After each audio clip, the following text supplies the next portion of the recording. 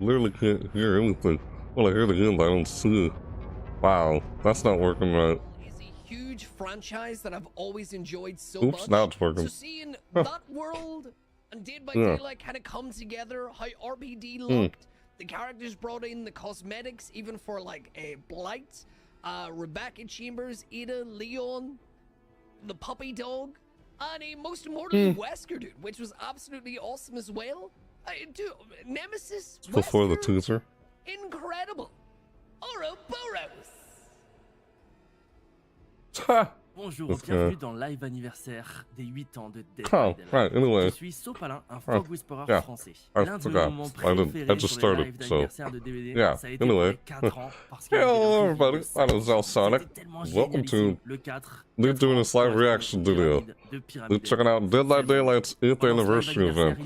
Well, excuse me, just their 8th anniversary broadcast, not event. But they will have an event. I just live reacting to this, so yeah, let's check this out together. It's actually starting up. Só faltou eu quebrar a casa inteira, eu saí pulando, In 26 minutes. até meu ventilador, mano. That's what, you know, starting up in 26 minutes. What the heck, man? Hello, Yeah, there were everybody, it's Paul subtitles. Answer here. Hello. My favorite reveal Hey, from Paulo. past anniversary streams would have to be the Silent Hill Well. chapter because I think that one surprised almost everyone. I Oh, think the my 4th favorite anniversary? reveal for a DVD anniversary was DVD's 5th year anniversary because that's when Resident Evil came to Dead by Daylight, and I remember everyone being so excited for it. I know I was. It was also around that time I became a fog whisperer as well. So I think year 5 was my favorite year. That's nice. It's always exciting to see your favorite franchise be announced as a new chapter. That's what And I'm this not was gonna lie, about. I'm kind of I excited see. to see what other horror icons we might see in the future. Question 2. What are you looking forward to, or what do you think will be revealed in the Dead by Daylight 8th anniversary stream? Oh, that was the What I'm question. looking What was your forward to favorite? and what I hope will reveal? be revealed This is in another the question was asking. anniversary stream, or this stream. Yeah, I think so they're checking out live reaction. They're doing a live reaction video on the 8th anniversary of Dead by Daylight's. Or, 8th a lot of anniversary. people have been mentioning Five Freddy. Nights at Freddy's, but mainly Oh, Five Nights at or Freddy's. Headless Horseman. Bring it home. Bring Headless Horseman in. Headless Horseman. Everyone's In here? making fun of me in the comments, aren't they? I can tell. Ah! Why not? Sure, why not? What's wrong with Headless Horseman? Dead by Daylight, je dirais comme la plupart des gens, Stranger Things? Oh. Avec l'arrivée, pourquoi pas, d'un nouveau chapitre. I know, I didn't do my Et notamment intro en killer de when the Vexor. second it Ah, started. ce serait tellement I was like, what's this? Et on I connaît just, aussi it was already l'amour going on, and I was entre just Bavure et listening Resident to it. Evil. Donc, And I was like, pourquoi pas un hey, nouveau hello, chapitre everybody. Resident I'm Evil Alsonic, aussi. and Il y a welcome encore to tellement de this chapitres live reaction to incroyables, Dead by Daylight's 8th anniversary. exceptionnels. I already Ça said fait that, déjà but yeah, I'm 8 doing it ans. again. Le DVD That's what I'm checking out here. plus Yeah. exceptionnels les It années. starts in 24 O que você minutes. espera ansiosamente ou o que just você acha que seeing vão this is like a revelar na pre-show, live do 8º apparently. aniversário do Dead by Daylight? Essa foi a pergunta course, que that's what this Behavior me is. fez. Cara, One tudo strong que eu power. espero é que seja um killer com poder Really is their divertido power. e forte de se usar, mano. It O defines it que if importa will be bastante used no or killer not. é realmente o poder dele, porque Really, isso that's vai it. definir se o povo vai usar That's ele ou what he não. Com wants. certeza é isso. This They already year for the 8th anniversary live stream, Right. I feel like there's just one important character that's missing from that Hall of Fame of killers for Dead by Daylight, and it would be the cherry on top if we can get that character. So fingers crossed we get a big license revealed, and if we're just talking about game stuff, a couple of quick little things, maybe utilization of Unreal 5. I would love to see it in DBD. Maybe a crafting mode where we could get a new currency, or even some Prestige 100 rewards would be so cool to be announced this year. What characters are we talking about? 8周年記念配信で Oh. 一番楽しみにしているのはやはり今回新たに発表されるであろう今後の新キャラクターです。あと BP アップホイングは何のスイーツなのかなと気になります。What am I looking forward Okay. to the most in Yeah. this anniversary stream? I just love hanging out with the Fogg family, seeing the amazing set decorations and all of the reveals that are here to come. But hey, you know, if you were gonna announce Candyman today, I wouldn't complain. Happy anniversary, everybody. Him doing For our this. 8th year anniversary, Yeah, he I does have that. no idea what Dead by Daylight is Well, planning. It's always something big and exciting, and I love the events that come along with it. So I'm honestly just so proud that we are going to be celebrating 8 Yeah, years Fog with Dead by Whispers. Daylight and going into our 9th year. So I'm excited for anything. Yeah. I'm really hoping we can find more information about the casting of Frank Stone. I think this is going to be a really cool and exciting that. experience with the expansion of the Dead by Daylight lore. Really looking forward to all the upcoming announcements this year for Dead by Daylight. Happy anniversary! Yeah. Yeah, we're doing a live reaction to Dead by Daylight 10th anniversary of the Ghost Arcade. Never mind. Holy. All right. I've seen this guy. My goodness, dude. Jesus, what the heck? Yeah, I've seen this guy live before. Can't say I've seen her live. No. Some I have, some I haven't. Like, I know Polyghost or seen him live. Well, yeah, what am I saying? Oh, one of the Fog Whispers. I've watched some of these guys before. What? Oh, I remember this.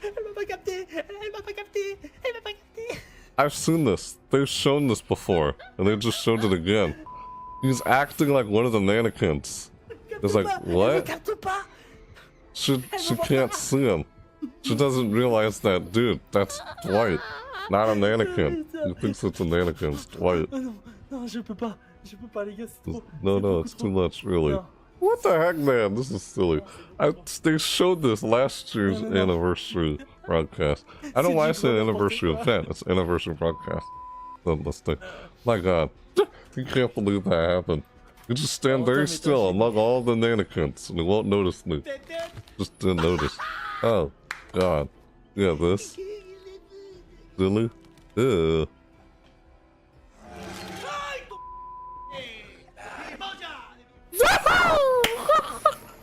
That's funny. Sorry. Headphone users. Yeah. Oh! Dude, I'm telling you, he did not see that coming. And he's gonna see this coming even less. What the? What the heck, man? Doing stuff like that. This one, you'll just walk past. It just so happened to hit him. Some of these are old clips. Like I've seen them before. I think I've seen this one. I can't remember. Lily pie. No. I thought that was gonna be a clip. Oh my god, please, please, please, please, please, please. Lily. Wow. What? Are you kidding me? Oh. This is for that. Oh, okay. Yeah, it's the My Little Onu modifier. Oh my. What the frick? Are you kidding me? Y'all better be careful today, because I might phase. I might phase at any moment.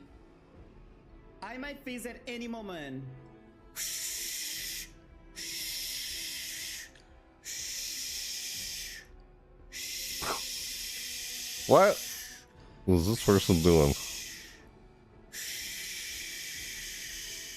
Oh my God, really? There on the hill. That was odd. He's on the hill. Wait, no. Like, is the spirit? She's a spirit or something? Yes, he does. Yes, he does. Yes, he does. Yes, he does.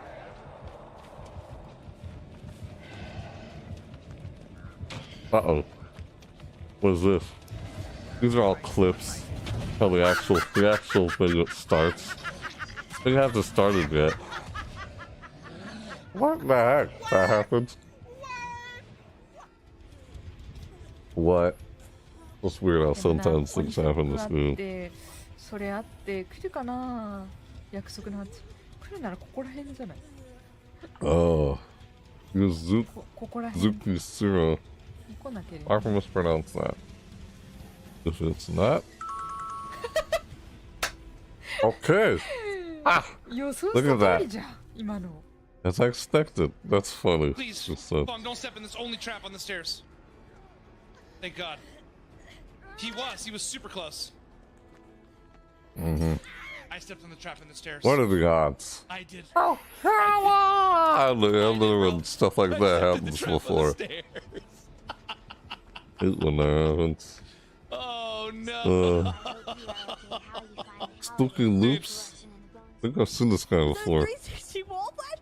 Yeah, you want to see something cool? I'll show you something cool. You just wait until I do a 520. Ugh.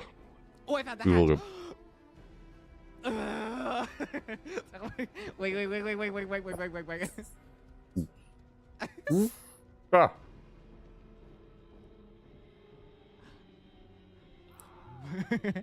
He will do something like... What? It just like so happened to know where it spawned and it just spawned? Jeez.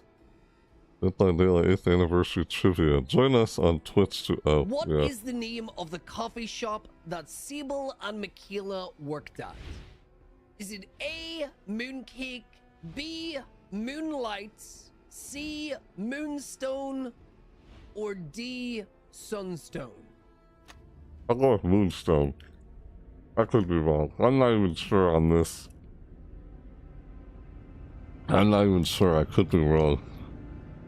Yeah, why I think it's Moonlight or Moonstone. Either Moonlight or Moonstone. Yeah, now I'm thinking it could be Moonlight. A coffee shop that Sable and Michaela worked at. I was like, what's the name of the coffee shop that Sable and Michaela worked at? It's Dead by Daylight 8th Anniversary. They already revealed that there's gonna be like Dungeons and Dragons in this game. They did a teaser of it. I said find out more on the 14th. Moonlight or Moonstone? I'm gonna go with Moonstone, but it could be Moonlight. I'm thinking. Let's see and find out.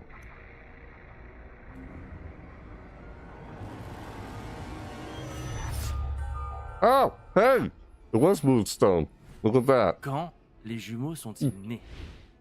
A. Au XVIe siècle. B. Au XVIIe siècle. C. Au XVIIIe siècle. With twins D. born? Au XIXe siècle. What? It looked like it said Disney Museum down there in the subtitles. When were the twins born? It was saying. I think it was 16th century, but I can't remember. Been so long. I think it was 16th century. I have the feeling like it was 16th century. It's been a while. I haven't even played the twins yet.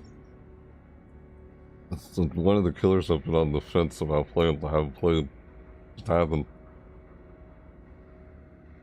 Now there's a lot of killers I still haven't played. I mean, I don't play this game like all the time. It's not like the only game I play. I play it from time to time.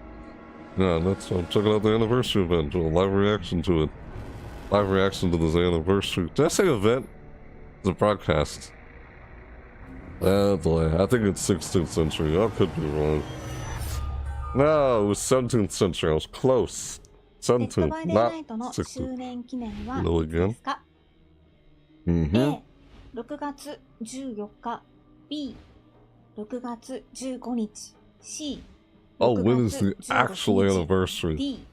6月17日 This is just the broadcast. The actual anniversary. When does it actually happen? Of course it's a broadcast. It's funny, the broadcast happened on May 14th, right? I think it happened on May 15th last year. I'm mistaken, but I think it's June 16th.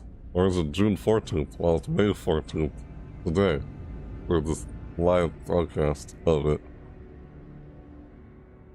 So yeah, I feel like it's either 14th, 15th, or 16th. Which one? C, A, or B? Yeah, I can't remember.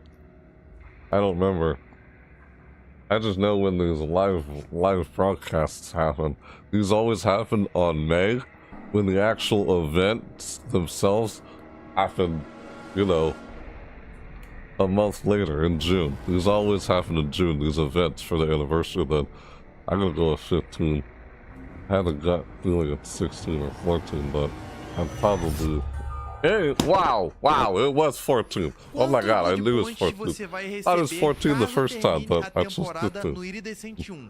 Yeah, it was 14. Look at that. De points caso você consiga o Iridescent 1, tanto de Survivor quanto de Killer. Então se você conseguir nos dois, no fim da temporada, Second que é pro, todo too, dia Blue. 13, você consegue no The total de subtitles. 2 milhões de Blood Points. I don't think the subtitles are accurate to what he's really saying. It just doesn't look like it, but look, the closed caption down there. How many blood pledges will you receive at the end of the season if you've registered one for both Survivor Killer? I can't say I've ever gotten a registered one for both Killer and Survivor. I'm pretty sure that's 1 million or 2 million. Yeah, it's either 1 million. Oops, excuse me. Gosh, I got a button on the microphone. It's either 1 million or 2 million. I can't remember. Yeah, some of these things I cannot remember. I did it. Huh. I dumped 9 microphone. Is it 1,000? Come on. Or it's at least 2,000 if it's not 1,000. Come on. It's 1,000, isn't it?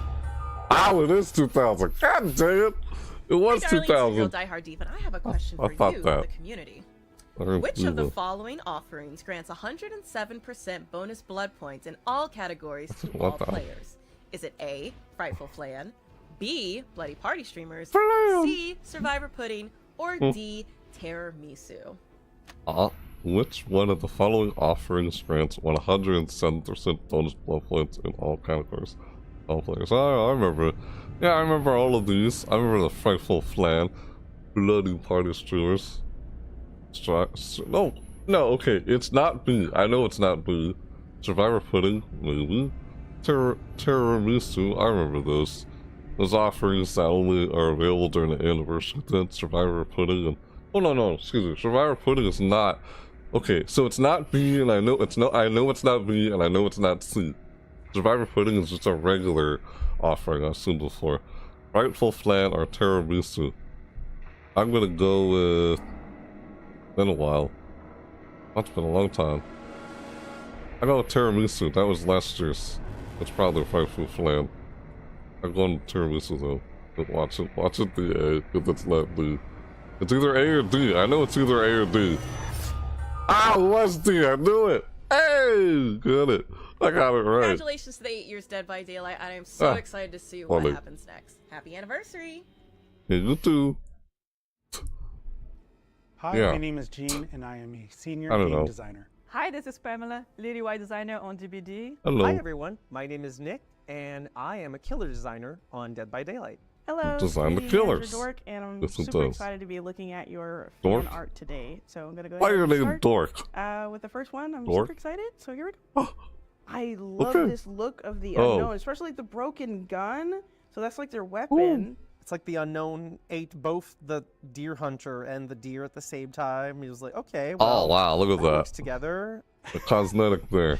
The bones Look at that protruding cosmetic. from everywhere is so uncomfortable, and obviously a great way for the unknown.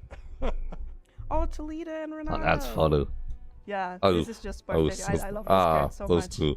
Yeah, in one of the first Fan art. chapters I work on, so it's Hello. great. I like What's to up? see them here.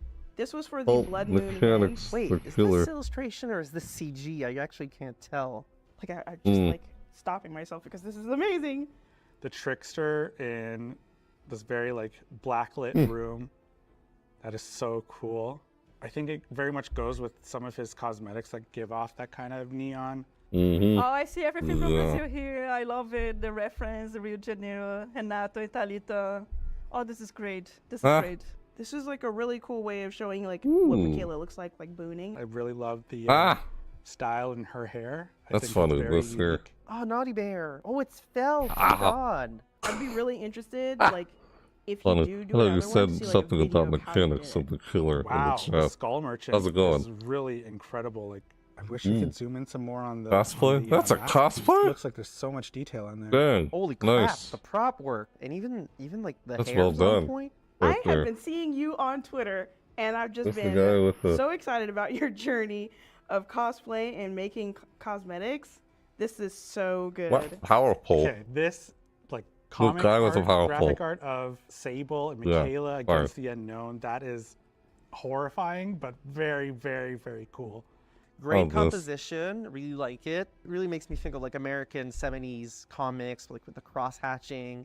Very illustrative, very dynamic. I don't see enough art of the Dead Let's do Slinger. some fan art. And this is a really good one. I love the chain. I really love that they obscured one of the eyes and made one of them glow. I think that's an important detail of the Deathslinger. This is great lighting. That is a badass one. I love the details. You even put like the caution tag here, like it's so good. Okay, this is like really interesting to see like all of the aspects of how you create the cosplay. This is like fine work. Like this is attention to the max of details. I love this. And this purple. That's such a cool. pretty Right there. purple. That's gorgeous. I wanted my mask. Oh, the black finish. Okay. Dude, that is an the Onu mask. Oh the my god, Onu my mask? little It is the with the Onu. Meg hair. Really? Oh, with the Meg hair. Seriously? I love Oh, having my the little Onu thing. specific, like pointing out it's a P100. I found that frustrating Oni. from my experience That's doing the playing it, stomping on but this full Meg it's lobby. silly. It was a weird Love the pose. spirit. Just silly. Really love the spirit, and I like the shards coming out there. Man, doing The this. hair going out of frame is really fun. It just keeps like it's going forever. This is fantastic. Or This is cosplay. a really great piece of the artist. That's Like I some love the cosplay use of the this. colors. This is the most colorful I've ever seen the artist. I love how one of the clothes is a lot cooler and the other one's a bit warmer. And I love The that Nicholas she system. enjoyed companionship with her crows is a really nice idea. It's really cool. Look at her. She's gorgeous. All the little details and like Really? with all the little rings going up along the crown. Such a hard work. I love Ooh. this. I cannot even think how many hours was this, how many days. It's just really good production. So this is a really great This is spirit. a I freak really show. love how you Dang. captured this entire mood. That's so cool. Like this, I Man, can see this these as a cosplays. poster. I'd love to have this poster. All to be things honest. wicked. So perfect. It feels like Oh. her. Yeah. Oh my. Nice It's cosplay. the necklace. The expression. looks It's like Sable. him. It's Sable. You are Looks like Sable. her. Yeah. No way. The dredge? Dredge? How did you make this possible? How did you Dude. do that? I'd scream if I saw you. Like I do Nice. in every trial. Well, that was pretty good. I like that. The dredge. Who doesn't want like this one, right? That? Look at him. Sure, why not? Sure.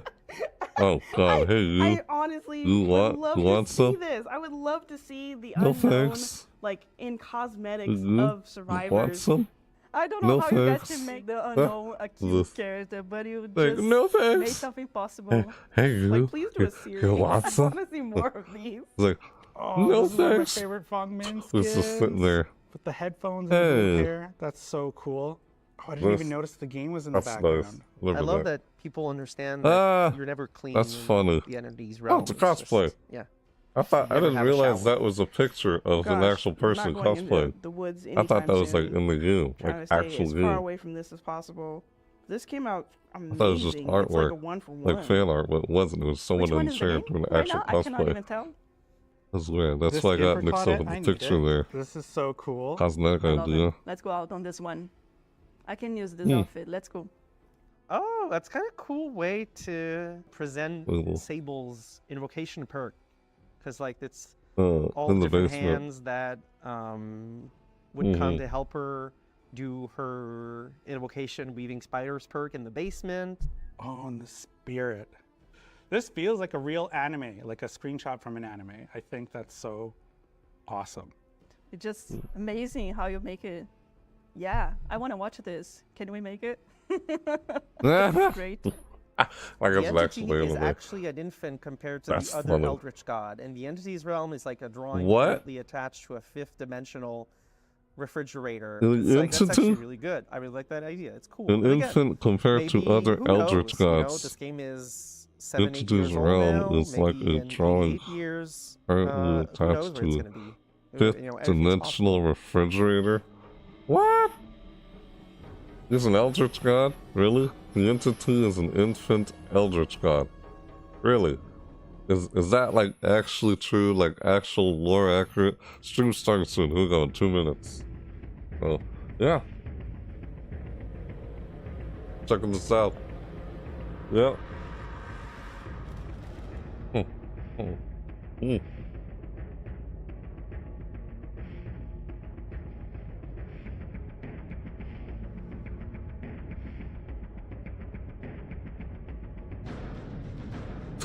I do it weird. Oh. I don't know. Yeah, I'm just sitting here waiting. Yep, 8th anniversary. Yeah, that was the pre-show. Apparently I was reacting. So, yeah, doing a live reaction to the 8th anniversary broadcast. It's funny. The actual anniversary happens on June 14th, while the broadcast was on May 14th. Yeah, so they did that. They said that in the trivia. How did I not know that? Because I forget. Or forget. What could this be? Look at these 3 skulls here. What could these 3 skulls be? Yeah, the anniversary event, man. Yep. Looking up the anniversary. Why do I keep saying event? The event doesn't start until probably when it actually happens. On June 14th. You know? The actual anniversary event, the in-game event. They do every year. After the broadcast happens 1 month earlier, while the anniversary event itself happens a month later. Same day, but 1 month later. While the broadcast and watch right now happens a month early. Same day, the 14th. Just May 14th. The day of this. And they, June 14th, that's when they always have it. Yeah, that seems about right, I remember. Or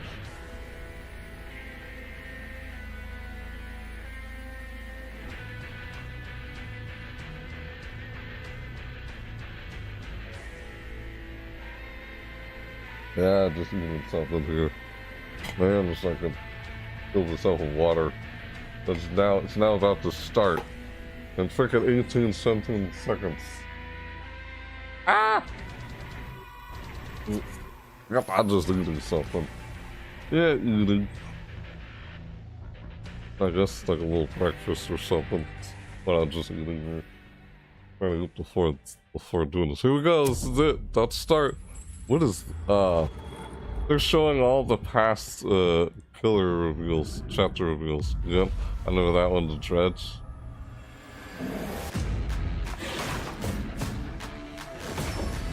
Mm-hmm. 2016.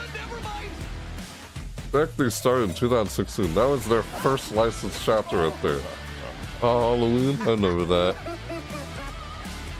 Doctor. Oop the snoot, really? What the heck, man? 2020. Each year go by, year after year of year. God damn it. 2021. Like, are these the actual chapters that came out these years? Man, that is so beautiful. I really like that. Ah. Oh.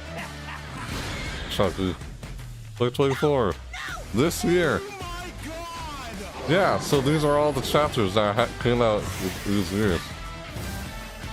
We're having a ton of our... You're damn. That Chucky scary you play. Did scary you play some 6 million times? Thank you. You're welcome. But... Jesus, man. What the heck? Yeah, I've already seen that. They just showed it again. Why did I not? Never mind. I actually forgot about that. I forgot about Sonico doing that. Alright, let's see the chapter reveal. Let's do this. Come on. They actually teased us that it was gonna be Dungeons and Dragons. Thank you everybody for joining us. That trailer gets me so hyped. So hyped, oh my goodness. It's so good. And the jump scare at the end is necessary. Yes. So, hi everybody around the world and YouTube and Twitch and OpenRec. We're in Japanese, we're in Portuguese, we are in Spanish, and of course English, because that's what we're capable of. Thank you everyone for tuning in. This is DVD's official 8th anniversary celebration. Yes, and it's truly amazing to already know that we're on our 3rd live stream of the year, with only more to come, and we just have to say thank you on behalf of the entire Dead by Daylight team for 8 amazing years of support from community worldwide. Yep. So today we are going to be looking at everything that's coming over the coming year. We're going to be starting pretty soon after our little intro here with something that we already teased last few days ago, and that's Dungeons and Dragons coming to Dead by Daylight. So it's going to be a full chapter. We're going to dive into that, and in fact, after the show today, that will be playable on Steam on the PTB. Yeah, I'm really looking forward to it. But this wouldn't be a Dead by Daylight anniversary live stream without a couple of surprises. So you're definitely going to want to stay for the full broadcast to see everything we've got to reveal today. But we've also got a live Q&A. So if you have any questions, please do make sure to drop them in your respective chats so we can answer as many as possible at the end of the stream. But let's go ahead and take a look at what our run of show is for today. Yep, we've got a great one lined up. We're going to be joined by our buds, Steph and Justin, to walk you through our Year 9, which is a crazy number, Year 9 content and design roadmap. And then after that, Senior Product Manager Derek is going to join us to talk about upcoming gameplay and quality of life improvements coming to the game, including one that you're not going to want to miss.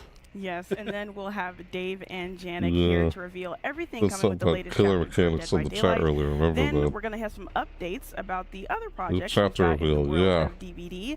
That being the casting of Frank Stone by Supermassive and an unnamed multiplayer PvE game by Midwinter. Then we'll have Justin, a completely different Justin from the one Eric talked about, coming in to break down this year's in-game shenanigans for the anniversary.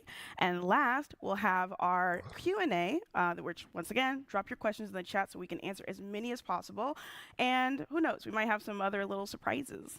And while you're dropping your questions, we thought we would drop some content on you. You like that? Yeah, I like that. I just made that up. Twitch drops are back. So if you've watched our streams before, we like to offer Twitch drops to our viewers, and today is no exception.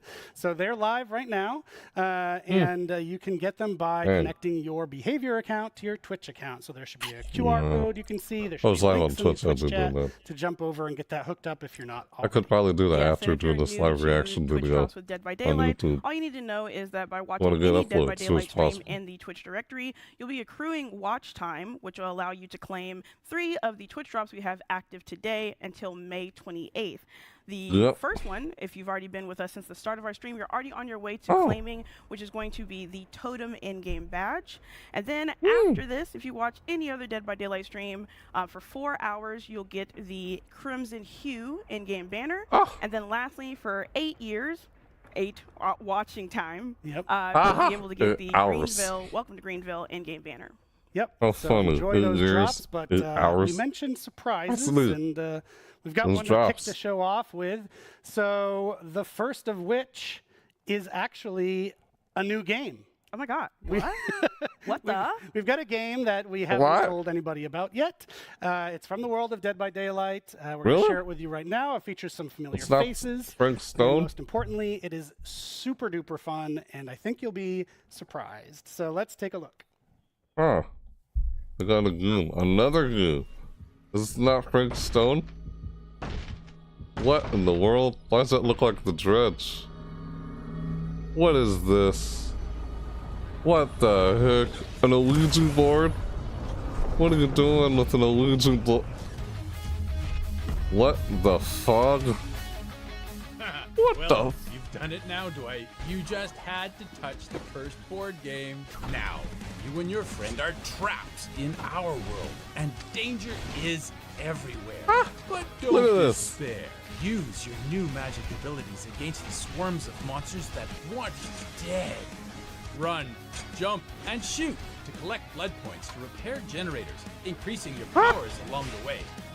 Unlock the door to escape together. See that? What is this? Did you just die? It's not over yet. Use spells to keep your friend alive until they can revive you. Do you and your friend have what it takes to survive? Ponder this as you ask yourselves, what the fog? Oh no. What the fuck? Get the game for free. That's silly. Maybe I could check that out. Hey, it's Oh my gosh, Bring that in. song is so earwormy. It's gonna get stuck in my head. The game itself What? is like the guitar solo. It's funny. Yeah, like I'm already gonna walk away and just. Okay. What was that? But Like a anyway, platformer? yes, you saw that correctly. What the Fog is now available, What and the it's fuck? not only that, but it's free for current behavior account holders and new Oh. subscribers. But Hey. we do have a limit of free keys, so you're gonna want to make sure that you make your behavior account after the stream, of course, or in another tab. Just don't Already have leave. one. Mood. But go ahead and grab that, claim it on your account, and if you're Guess unable I'll claim it. to, then you're Soon able to get after it I'm on done Steam, doing which this is live video. exclusively on Steam for $4.99 USD. Yep, and Mm. as you might expect, Nice. the drops. Now a free game. A lot of people watching Oh. the stream. There might be some load on our behavior login system. So if there is, bear with us. We will get you in the door, and don't worry, you'll get the game. So as you might have been able to tell from that trailer, What the Fog, which is just the best title, is a two-person co-op roguelite. The simple goal of surviving and escaping with each increasingly difficult level. So to do that, you go head-to-head with swarms of monsters and bosses, and as we mentioned, lots of heavy metal guitar. Yes. So Eric and I got to play it before launch, and honestly, it was so crazy fun. Like, I had that song stuck in my head for weeks. But you need to make sure that you get your hands on it so that you can have fun, survive, and then get the fog out. So get the that fog the out. way, see, you weren't Really? expecting that. I like people like, Wait, what? Surprises? we're going to dive Wait, into the what show. the fuck? So we're going to hand things over to Stefan Yeah, and that's Justin silly. to talk about Dead by Daylight's Year 9 roadmap. The entity is an eldritch god. Really, that kind of makes sense. And the fog itself, the realm, is like a dimension that's early worked on. That's just on the refrigerator, clipped on the refrigerator. That's what it said somewhere. So it said that. Like, huh? I guess I could see the entity being an eldritch god, an infant eldritch god. Really, Year 9 roadmap. Here we go, let's see it. Year 9 roadmap. Stuck on the screen or what? What's going on? They're just trying to get ready. Yep, this is quite a little while. Quite a wait we got here. Well, what is this? It's stuck? They're just waiting. Yeah, just waiting. It's just, they're trying to get ready, I guess. It just says Year 9 roadmap. Alright, let's see Year 9 roadmap. Yeah, it'd be nice if some Vorkies could get in. Thank you for joining us. It's great to be back with you, Sorry, celebrating Dead by Daylight's 8th year anniversary. I'm Stéphane Beauchamp, head of production. And I am Justin Brown, product director. Let's Really see it. excited to be here with you today to talk Yeah. a little bit about Dead by Daylight's Year 9 roadmap. Right, I'm going to yeah. take a second here at the top of the show to give a big shout out to our absolutely phenomenal team that's working on the game day in, day out. They are the reason we are here with you today and celebrate 8 amazing years of Dead by Daylight. Before going any further, I just want to address something that's probably going to get talked about quite a bit in the chats across different the different channels. We know since the last update, there's been a rubber banding issue that's been plaguing the game. The team has been working extremely hard at it over the last few weeks. We have a tentative fix that the team has been working on that we're hoping to test on the PTB later today. Why that If wasn't even everything is happening. successful with that, we will be deploying that fix to live, and hopefully it should improve the situation. But it's still to be confirmed. So keep an eye on our channels for that. We'll keep you all posted about this. Moving into the future a little bit. The coming year for Dead by Daylight is going to be huge, and that's saying something coming off of our biggest years to date. Since the last anniversary, we have released amazing licensed content such as Alien, Chucky, Alan Wake, and a personal favorite of mine, Nick Cage, such an amazing addition to the game. On top of that, we've also released our most popular original chapter to date, All Things Wicked. Of course, we can't forget we did the Halloween event, which was bigger and better than ever with the introduction of the Void. This year, we introduced the concept of modifiers in Dead by Daylight. Forgot about the alien. In February, Lights Out. I didn't mention the alien. Did you see that? Soon, later this week, we'll introduce Chaos Shuffle, the third one. We took a few steps towards improving the player experience between anti-face camp, blood web UX improvements, the killer FOV slider, survivor DC bots, and even the search bar. So there's bots? a lot there. And finally, something we've about taken a few PC big bots. steps towards increasing our transparency, our communication with regular live streams on each of our content releases thus far. That's good. Enough That's talking nice. about the past. Let's dive into the future and Let's what's see it, really though. coming up for this year.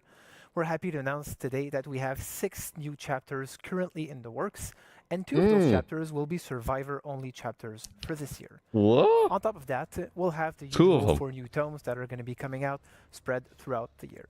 As we've talked a little bit and teased even earlier last week, the Look at first that. chapter that's going to be coming out is Dungeons and Dragons. And we're actually going to deep dive that in a soon-to-come Dungeons and segment, Dragons. right, shortly after this one. And it That's the really first one. promises to bring great gameplay and new characters to the world of Dead by Daylight. I wonder Of course, which we're one gonna of follow those. that with a licensed survivor, a character who truly embodies the meaning of that word. After that, an iconic killer survivor duel will be coming into the fog, and if you stick around to the end of the show, you're going to get a little preview as to what that will be. We'll finish off 2024 with an original Killer and Survivor chapter, and we'll finish off the Year 9 roadmap with a licensed Killer-only chapter, followed by an original Survivor-only. It's a lot of stuff coming up. Moving a bit away from our content roadmap, we're going to take a closer look at the 4 pillars out of which the year will be based on. For those of you who have been with us for a long time, you'll see that there's consistency throughout the years with the 4 pillars that we're focusing on, but we're really adjusting the contents of each so that we're working on the features that have the most value and the most interest to all of our players in ways where we can expand the game further and further. Of course, we're going to start off with the trust and security pillar. Firstly, we're thrilled with the response to our regular broadcasts, and we're really happy to let you know speculate a lot of fully times. expect more to Trust come and security, as we life progress, balance, throughout quality the of year, life, accompanying all of our major evolutions. releases. Security is a Event topic we evolution. rarely talk about publicly for good reason.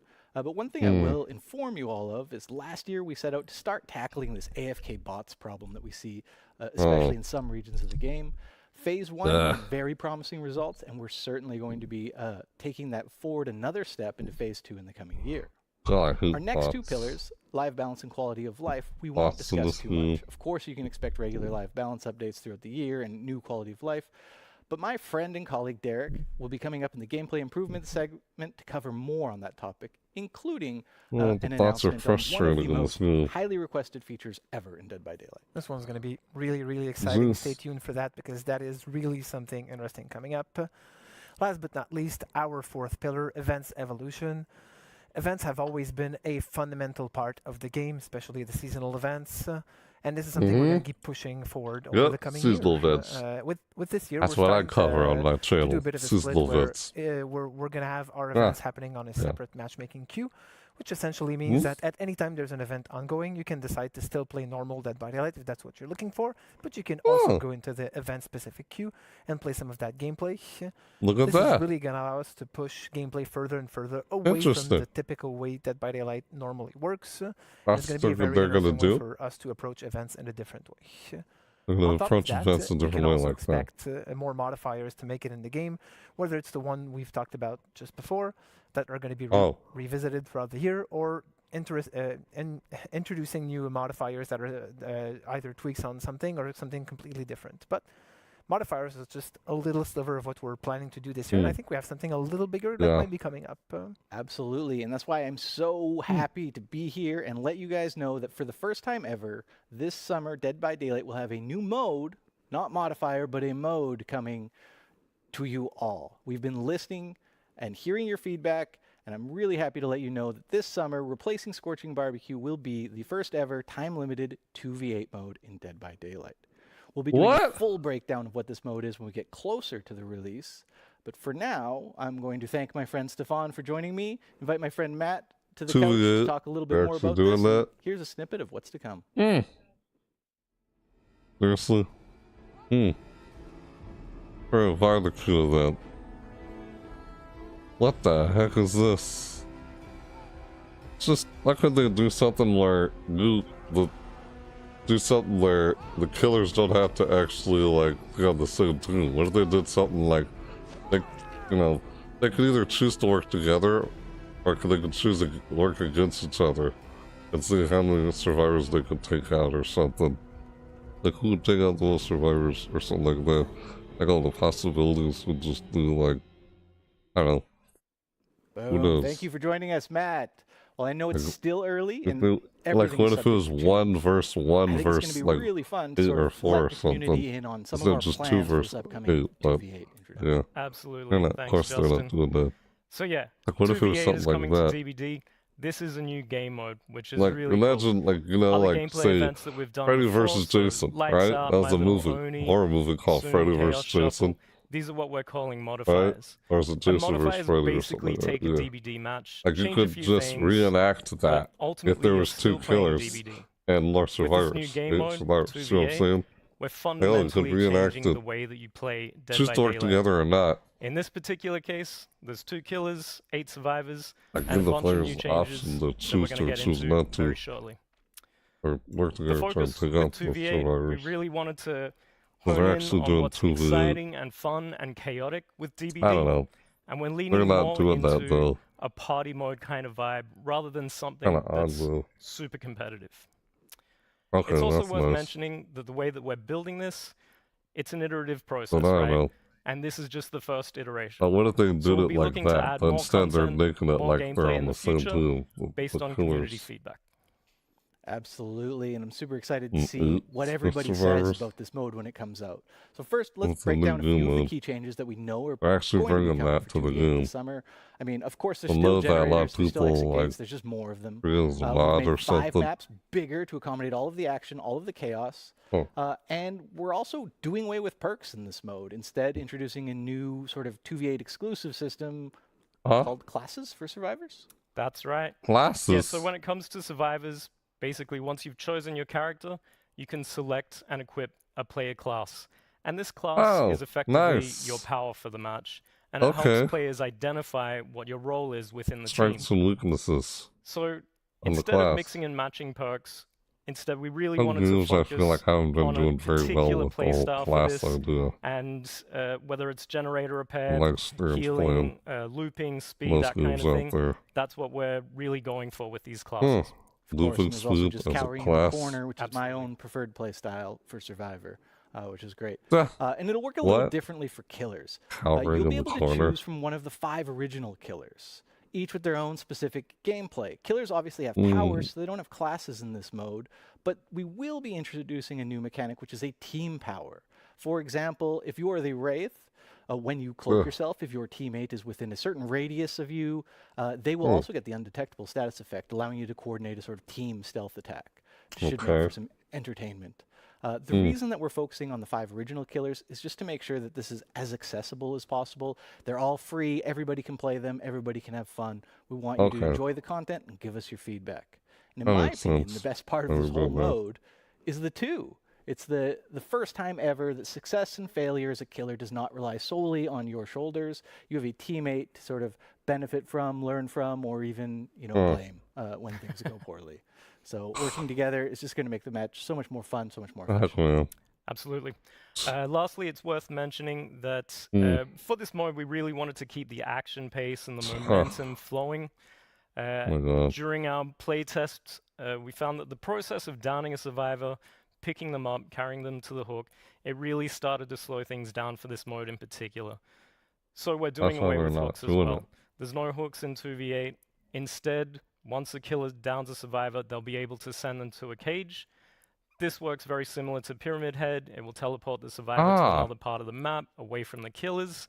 And of course, this still counts as hook states. Okay. So once you've been hooked 3 times, you'll be out of the match. And as Justin said before, They're there will not be 5 hooks. original killers coming to this iteration of this game mode. We'll just send them But to we will be the- looking to yeah. add more as we iterate Interesting. on it and add more to it. We'll do of that course, now. we'll also be improving the game as it goes along. Mhm. So content will be coming in as well as updates to classes and gameplay. Awesome. Thank you so much for joining me, Matt. And to all of Mm. you at home, if you want to learn more about 2v8, please join us in our July live stream. We will hope you're Actually looking doing forward that. to this year 9. For now, back to you, Eric. Actually happening. 2v8 thing was like a custom, like a modded like game mode. Now they're making it official. Actually bringing it to the game, the 2v8 thing. Yeah, I've seen it, I've heard of it before. It's like, oh, now they're actually putting it in the game. Because I've seen some people already, like, it's already been around. It already existed. They just now made it official, it seems. As there's like a mod or something of it. Like I've seen it before. Not the first time I've seen 2v8. They're just now making it official. Oh my god, in here. that roadmap. The Twitch Great drops. segment. Yeah. Great beard, Stefan. People were loving the wet beard in chat. But the real story, 2v8. 2v8, yes. I cannot wait to dodge hatchets and chainsaws at the same time. I can't wait for our killers to finally have friends that they can play with. Get some friends in the fog. Forge friendships in the fog.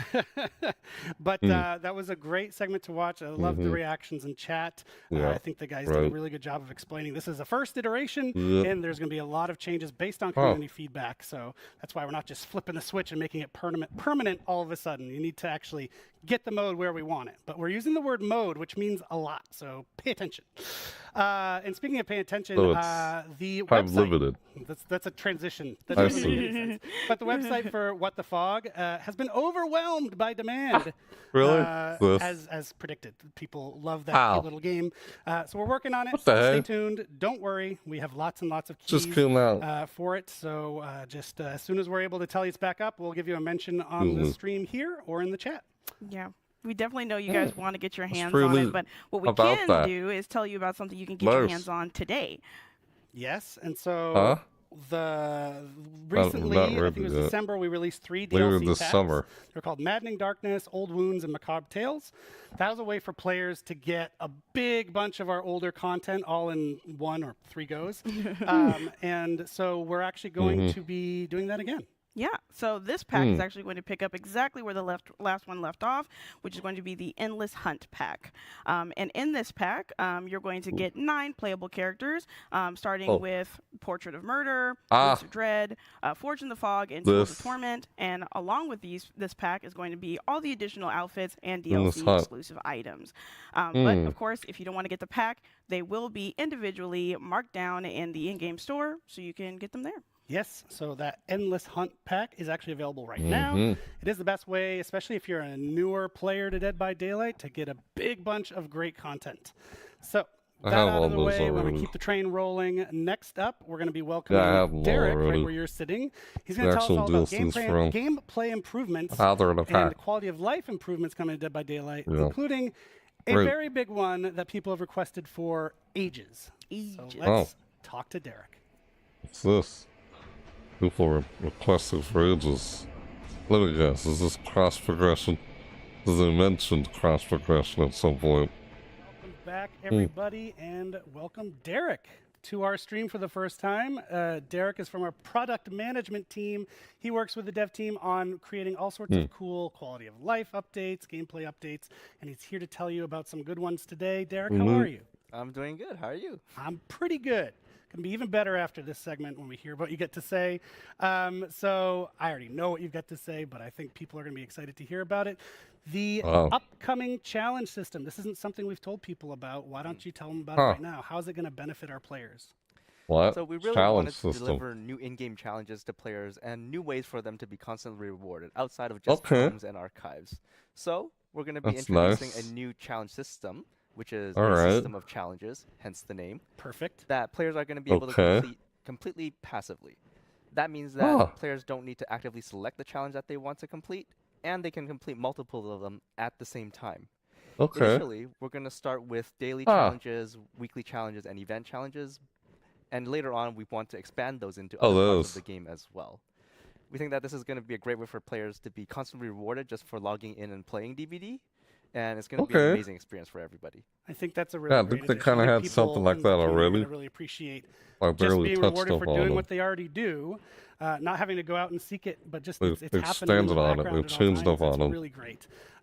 So another great thing that we're adding actually like they already had these daily something. Challenges. The main job of my team is talking and listening to our players, but we do it out in the world. We do it on social media. We do it on TikTok and Twitter and other places. But in-game is obviously the best place to talk to people, and you've got some updates there. Yeah, we're here to make the players' lives easier and your life easier as well. So we're going to be introducing a new inbox-based system that will help connect players with the news that you have to announce, including patch notes, announcements, rewards, and a lot more. That way, players will see less pop-ups when they launch into the game, and they'll be able to get into their games quicker. And overall, the players will be able to stay connected with the world of DBD and the news that you have to announce. Yeah, and it gives us new tools, right? Like being able to tell people the patch notes in detail is something we couldn't do before, and now we can. So again, you don't have to go find it on the web, but you'll be able to get it in the game. Not really care about your patch notes. Not pop-ups, but notifications for rewards as well is another great improvement. So really good work there by the team. But we're not done. Actually, this is something people are familiar with. The finisher mode. I don't look into we tested it out a while back in PTB. Got a ton of great feedback from the community. Feels less challenging and less fun playing it with a game like that. Tinker with it, and we've It's got just the not final my cup of version tea. to tell people about now. Right. Approaching a game like that, I think they're a really amazing everyone will showcase for how approach a deadly game and elusive differently. our killers can be. But we also acknowledge that there was some room for improvement from the survivor's perspective. So like you said, we've taken the feedback, we've reiterated on it, and tried to land on what was the best player experience. So in the coming update, finisher memories are going to become a baseline feature for all killers in the game.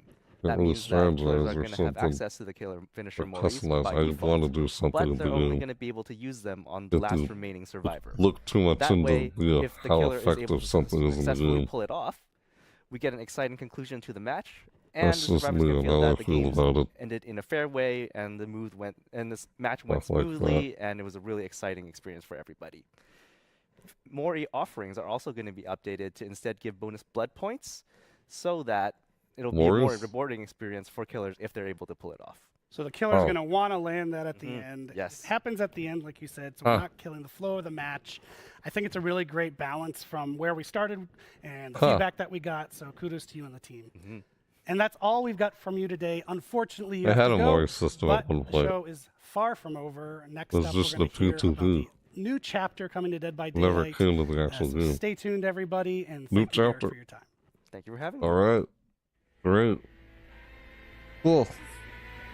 A lot of what they said there. Nice. Just sounds like a lot of changes on the user interface. The quality of life stuff. I guess there's no other way for me to explain what I meant by the whole patch notes thing. What I was saying earlier in response to that. Yeah, Twitch drops.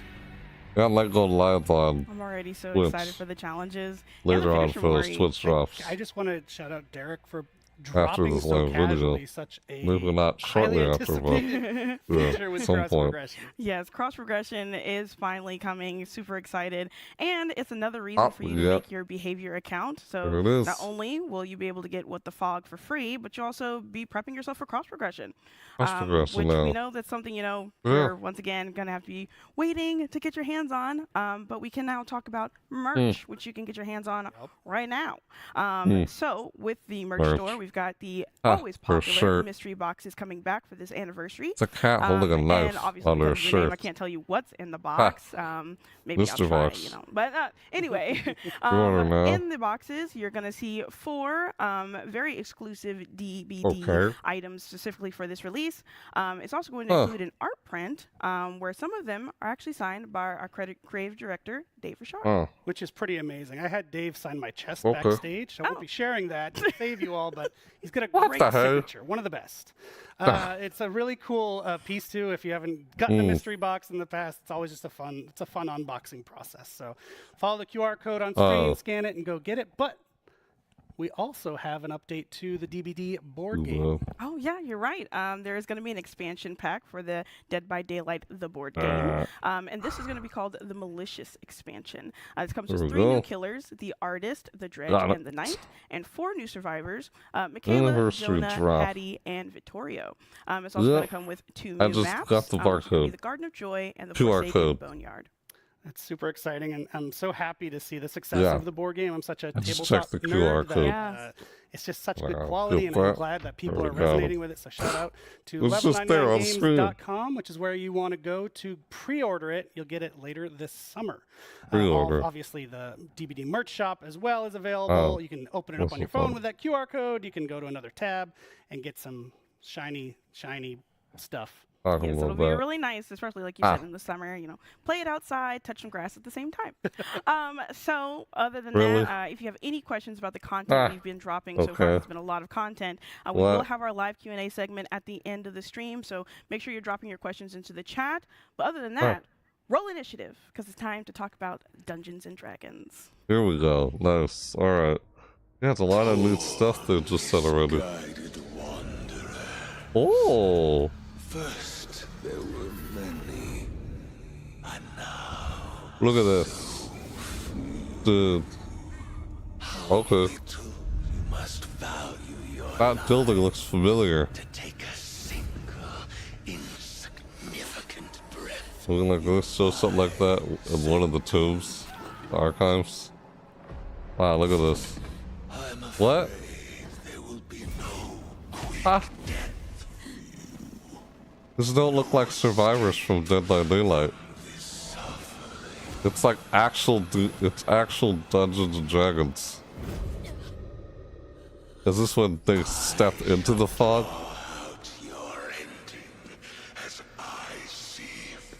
Look at that. Ah. Uh-oh. I don't know if on the chest. Oh. Oh no. Really? Is that supposed to be... Oh wow, it is. Look at that. Vecna. It is Vecna. From Dungeons and Dragons. Look at that. It is. Wow. Okay.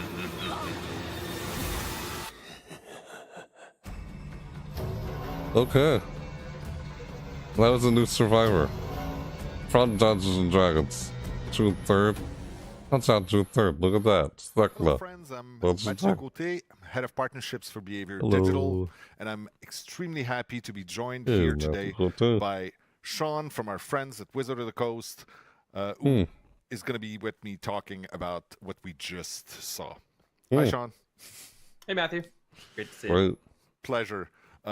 We just saw the trailer here. I still have goosebumps. This is so amazing. Like I was saying earlier, I have inner child in me that's thrilled right now. I've been playing Dungeons and Dragons since I'm 10 years old, and it's an absolute dream come true. Thank you so much for being a part of that. Of course, yeah. It was alright. You know, 10-year-old Sean wakes up every day realizing that he works at Wizard of the Coast. Dream job. So we're super aligned on that. So Dungeons & Dragons is probably one of the biggest gateways that people have had to how to craft stories, how to design games, how to create experiences for other people. We've seen it, of course, within the dev team. There's so many people who've got their first taste of designing games through Dungeons & Dragons. Have you seen this to be true with other developers that you've worked with? Oh, absolutely. Yeah. I always say it's the easiest thing about my job is I never have to teach people what D&D is or what the brand is about, because when I'm working with the developer, I guarantee you the person that I'm talking to has played and everybody on their team has played, or at the very least is like very aware of what the game is and what it entails. It makes my job very, very easy. You know, I always joke around D&D is kind of this like the building block or like the connective tissue between game designers. You can be at a gaming convention and you're talking to other developers, and if you have nothing else in common, just start talking about D&D. It's true. It's kind of a common language. There's so many common references there. For me personally, like I said, it's a dream come true. I still play Dungeons and Dragons every week with my group of friends. I'm the forever DM in that group, and I know that there are a couple of other people on my team who were absolutely thrilled to be a part of this. What like some video games are inspired by Dungeons and Dragons. Into this collaboration. Some actual video games. That's a great question. I think that exploring horror is like always something that's really, really interested us. Dungeons and Dragons has dipped its toes in horror before. You know, we've got modules like Curse of Strahd. We've got a lot of different horror elements we've brought together in some of our like monsters. We look at dungeon crawler games like Vecna have been super horror driven. Like, so we feel like when the there's idea some kind of pops up on our inspiration radar, there hey, from you know, Dungeons and Dragons. What do you think about working together with Behavior on a Dead by Daylight module? Some dungeon the light crawler turned on games. instantly. Mostly. I don't think anybody was. There were no question marks. It was like mostly just exclamation points. It's like how do we do this the best, right? Like let's find the coolest character. Let's find the coolest setting.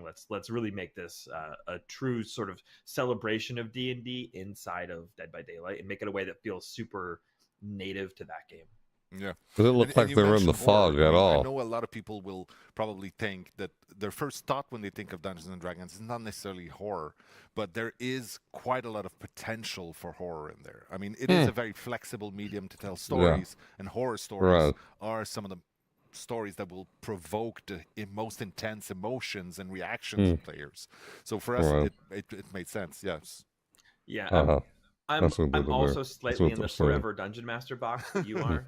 I try to inject a little bit of horror into all the campaigns that I run. I think that it's just a great tool to use to tell stories. If your players never get scared, right, you're probably doing something a little bit wrong. And like There's you no mentioned, Dungeons and Dragons is suspense. just a really flexible system for telling Where's stories. the At the end of the day, suspense? the players and the dungeon masters, you're not fighting each other. You're just there telling a collaborative story about what happens. If there's no and suspense, horror is just a great tool to include in that box of storytelling. It's not all just jump scares. D&D You gotta hasn't always been, suspense. hey, we are a horror game, but At least the that's tools what are I there if picked you up want to do it. from And I think when it some of the comes best to storytellers horror. out there definitely implement those tools. Yeah, there are many examples out there.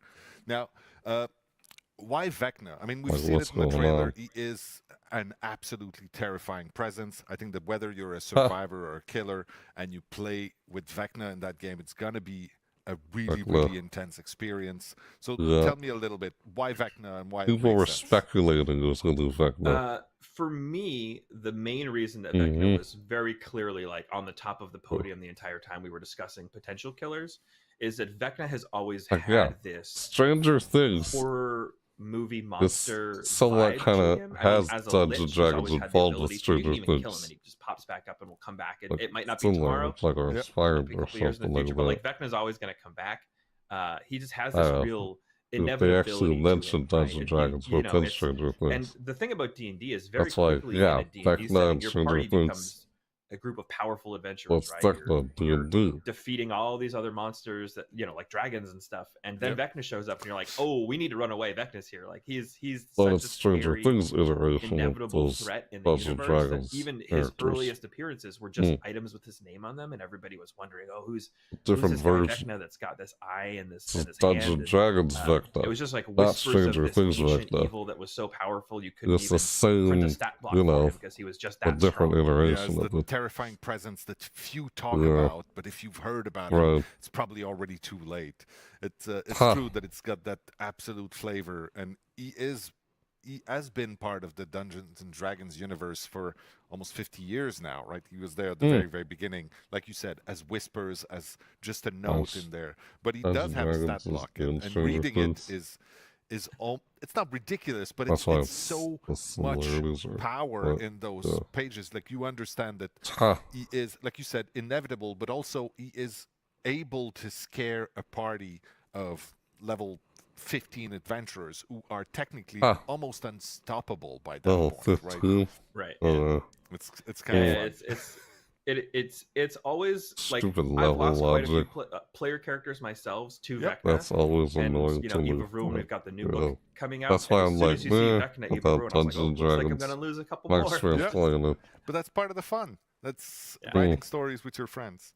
So before But, we let yeah, there's Jenny that. and Dave take us through the details of how we implemented Vecna with the gameplay mechanics of Dead by Daylight, how we presented him to our players, How's it gonna be in the I'm game? wondering if you have a message for the hardcore D&D fans out there who may not be familiar with Dead by Daylight.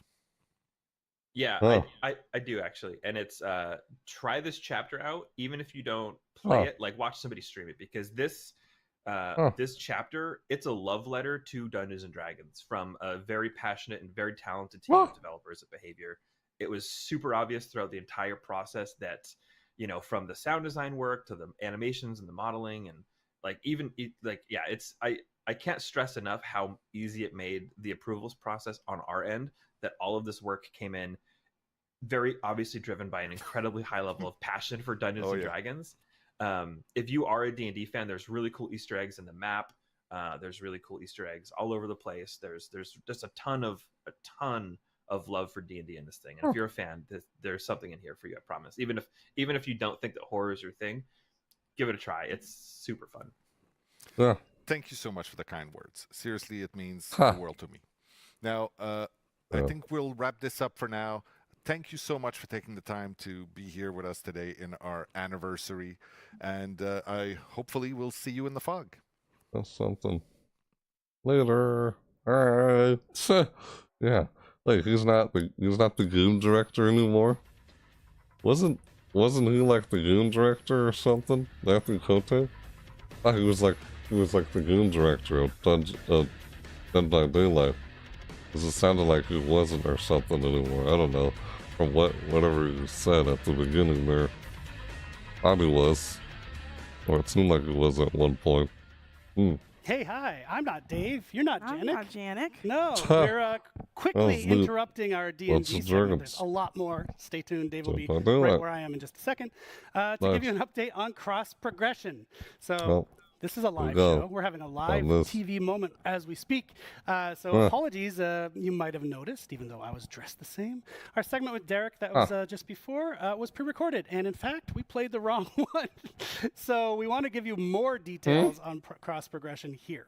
So that's what we're going to do. So take it away, Dork. Yeah, so cross progression is hands down one of the most requested features.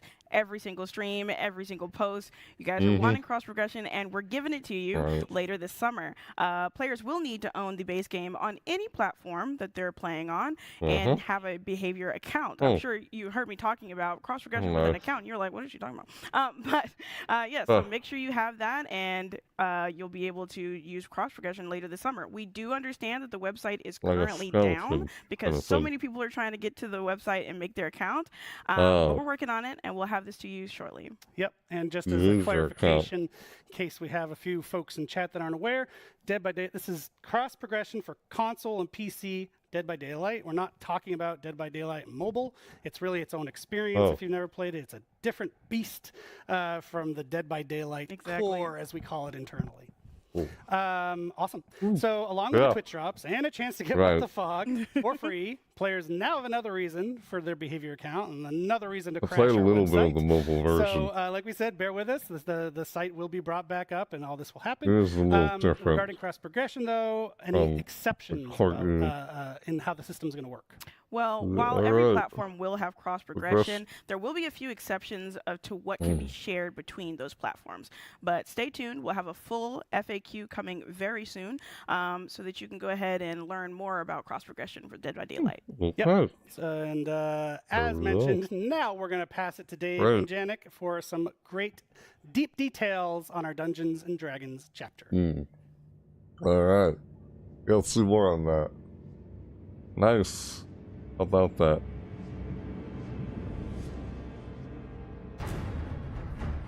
I always never really liked the whole level, whatever you call it, level progression thing. I usually see in RPGs, but also in Dungeons and Dragons. Just the logic with it is always unbearable to me. I don't know. I always never really liked that new chapter reveal. Never seen more on it. That's the thing that always annoyed me in these RPG games. I've always been mixed about it. Thank you, Dork, Eric, for this cross-progression information, just to prove that we are live. So we're super excited today to be able to talk about the Dungeon and Dragon chapter. I am Dave, creative director on Dead by Daylight, and I'm joined by my good friend, Janik. Hello, Janik Never, principal game designer on Dead by Daylight. Today I'll be talking about all the intricacy of the gameplay on this chapter. But first, a little mention. Dead by Daylight, 8 years introducing Dungeon & Dragon. It's a big milestone for us, but we're not the only one hitting a special milestone. Yeah, it's crazy to think that Dungeon & Dragon turns 50 this year. And we are super proud and happy to be part of the celebration. 50 years. And we Like, I'll play a little bit of it. Just want to say that maybe when we turn 50... Like, you know, the dice, the 12-sided die and all that, you roll those? Yeah. We'll probably be in retired home, but we'll be glad to join the party. So first, Dungeon & Dragon in Dead by Daylight. I have to be honest here. The first time you told me about what's going to be next, I was surprised because I'm a big horror fan, but when you think about horror, Dungeon & Dragon is not the first thing that comes to mind. But thinking about it more, I realized, no, wait, there's a lot of horror in Dungeons and Dragons, and Ravenloft being my favorite module. So, like, you really specifically focus on certain element of the brand. So please tell us about those pillars. Yeah, so when we start a chapter, we always have a sandbox created so that we stay, around some specific pillars, like you said. Yeah, it's right there. And of course, when we think Dungeons and Dragons, the first thing that comes to mind is I'll show you guys later. World, high after fantasy, this is over. Magical creatures, wizards, magic, all sort of things that don't necessarily fit exactly well into a horror setting. But because D&D is a world of imagination where we can create whatever we want, there's also a way to make it happen. So for us, the first pillar was to make sure that we had a good juxtaposition with fantasy, so fully embracing that type of content, but make it horrific as well. And like you've seen in the trailer, having a character like Vecna made perfectly sense for that horror setting. The second pillar is creative role-playing. So in the image of Dungeon and Dragon, we wanted to make sure that players had a lot of agency, a lot of choices. So that goes from an amount of spells you can choose from in the power, which we'll talk about later. Really? Or even customization, so a way you can kind of create your own character in some way. We just wanted to make sure that we had a lot of gameplay choices in the DBD trials. And the last pillar we worked with is chaos. So that's actually one of our main pillar in Dead by Daylight. But, a lot of what happens in Dungeons and Dragons is based on randomness. You throw a dice, and with critical success, critical fails, and everything in between, you see the result, and you adapt to it. So we wanted to recreate that feeling inside the Dead by Daylight trials as well. Yeah, Dungeons & Dragons is really about exploring a fantasy world, but also be thrilled about what's going to be the monster you're going to meet the next time you open a door. So let's talk about that killer you'll meet the next time you open the door. So of course, Dungeons & Dragons has a lot of iconic monsters we could have chosen from. A lot of iconic villains as well. Experience. And with our friends at Wizard of the Coast, we've established that our next killer would be Vecna. Vecna is just a perfect fit for Dead by Daylight. He's a lich, so a powerful wizard that turned himself into undead to be able to continue his villainy. Is that even a word? I'm not sure. So he wanted to continue to do his horrible stuff for as long as he could. I see the similarities has access to between the Stranger Things version in the books. Little bit. That was very interesting for us to create an interesting power. Of course, we also have a survivor in the chapter. So the Bard. A very interesting class. There's many classes that we could have chosen from, but the Bard was really the one that fit the most into our horror setting. For example, when we think about a class like the Paladin, you think of the ability to turn the undead, magical sword, big plated armors. All of this doesn't fit really well into the world of Dead by Daylight. The Bard with abilities like Bard. I was like a druid monk to sing, to play musical instrument, to know lore, when I create a character for Dungeons and Dragons, is just so on brand that it was a perfect fit. So that's why we chose the Bard. As you've seen in the image and the trailer, we're doing something special with the Survivor. It's akin to what we've done with Legion. So through the cosmetic customization, you'll be able to choose between two specific characters inside the same Survivor. So you'll have the choice between Ice Tree, a female elf, or Bearmar, a human male. It's interesting, but when I was younger playing Dungeons and Dragons, like in my friends group, the Bard was not really a class that people tend to play. True. Compared especially to other class that you had, but throughout times, like there's been many change and iteration on the class, and has now become like such popular class to play. Really fun now, definitely, and has become kind of an emblem to Dungeons and Dragons as much as a Red Dragon now. Absolutely, every party nowadays has a Bard, and we've also seen a lot of Bard love into other content that Dungeons and Dragons produce, like the movie, for example. Yeah, so we have an undead wizard, we have a troubadour. Do we have a new map? Absolutely, we're super proud to have a full chapter for the anniversary, and shocking no one. The map is a dungeon. Absolutely. So in the Borgo realm, we have a new map with a new building. So there is a top part set in the marvelous new lighting of the Borgo realm. And you can find this isolated tower in the middle. You can go inside and go into an extensive dungeon underground packed with surprises and Easter egg related to Dungeons and Dragons. The goal with this map is that we've imagined that Vecna, knowing about different realms and plane, now trapped into the realm of the entity, would find a place to make his own, his lair, and so that he can study where he is, the world, the entity, and potentially find a way to escape, maybe not. We are also introducing a new gameplay mechanic in this map called Passage. So these are basically doors, magical doors, which you can use to teleport from one area to the map to the next. And we think it's going to add a new interesting spice to chases. The map, the Easter egg, it's super fun. Like if you're a fan of Dungeons & Dragons, just exploring, you're going to be thrilled to see all the small and the big one. On the gameplay side now for Vecna, so the way we tackle or approach the killer this time, interestingly, it comes from a game, so he has game mechanic that are pre-existent. So we look at all, like stats block and try to come up with like the best spell that could be translated into game mechanic for us, and also make sure that these will be like thrilling and exciting to use. But then, so definitely he's a spellcaster, a very powerful one. So the goal was to make him feel as such in our game. But like I was saying, magic, it's something that we have never really tackled, not that way before. Something we try to stay away from. Like our powers are really visceral or like grounded as much as possible. It's something that do you want to talk about a bit? Magic? Yes, please. I hope some of our team colleagues are laughing right now. I kind of have a bad rep internally about magic. It's almost a taboo word that we can't use. But now making a D&D chapter, for sure we had to embrace magic.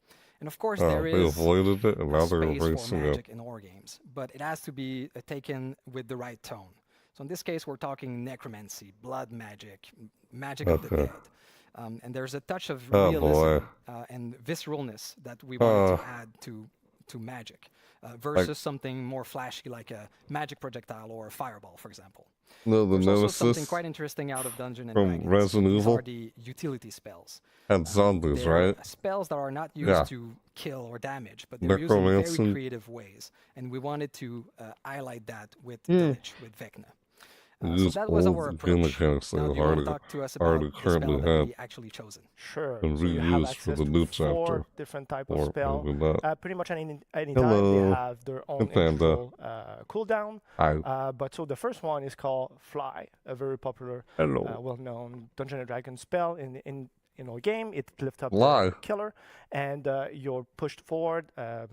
Obviously faster, so it's really like the traversal aspect of the power.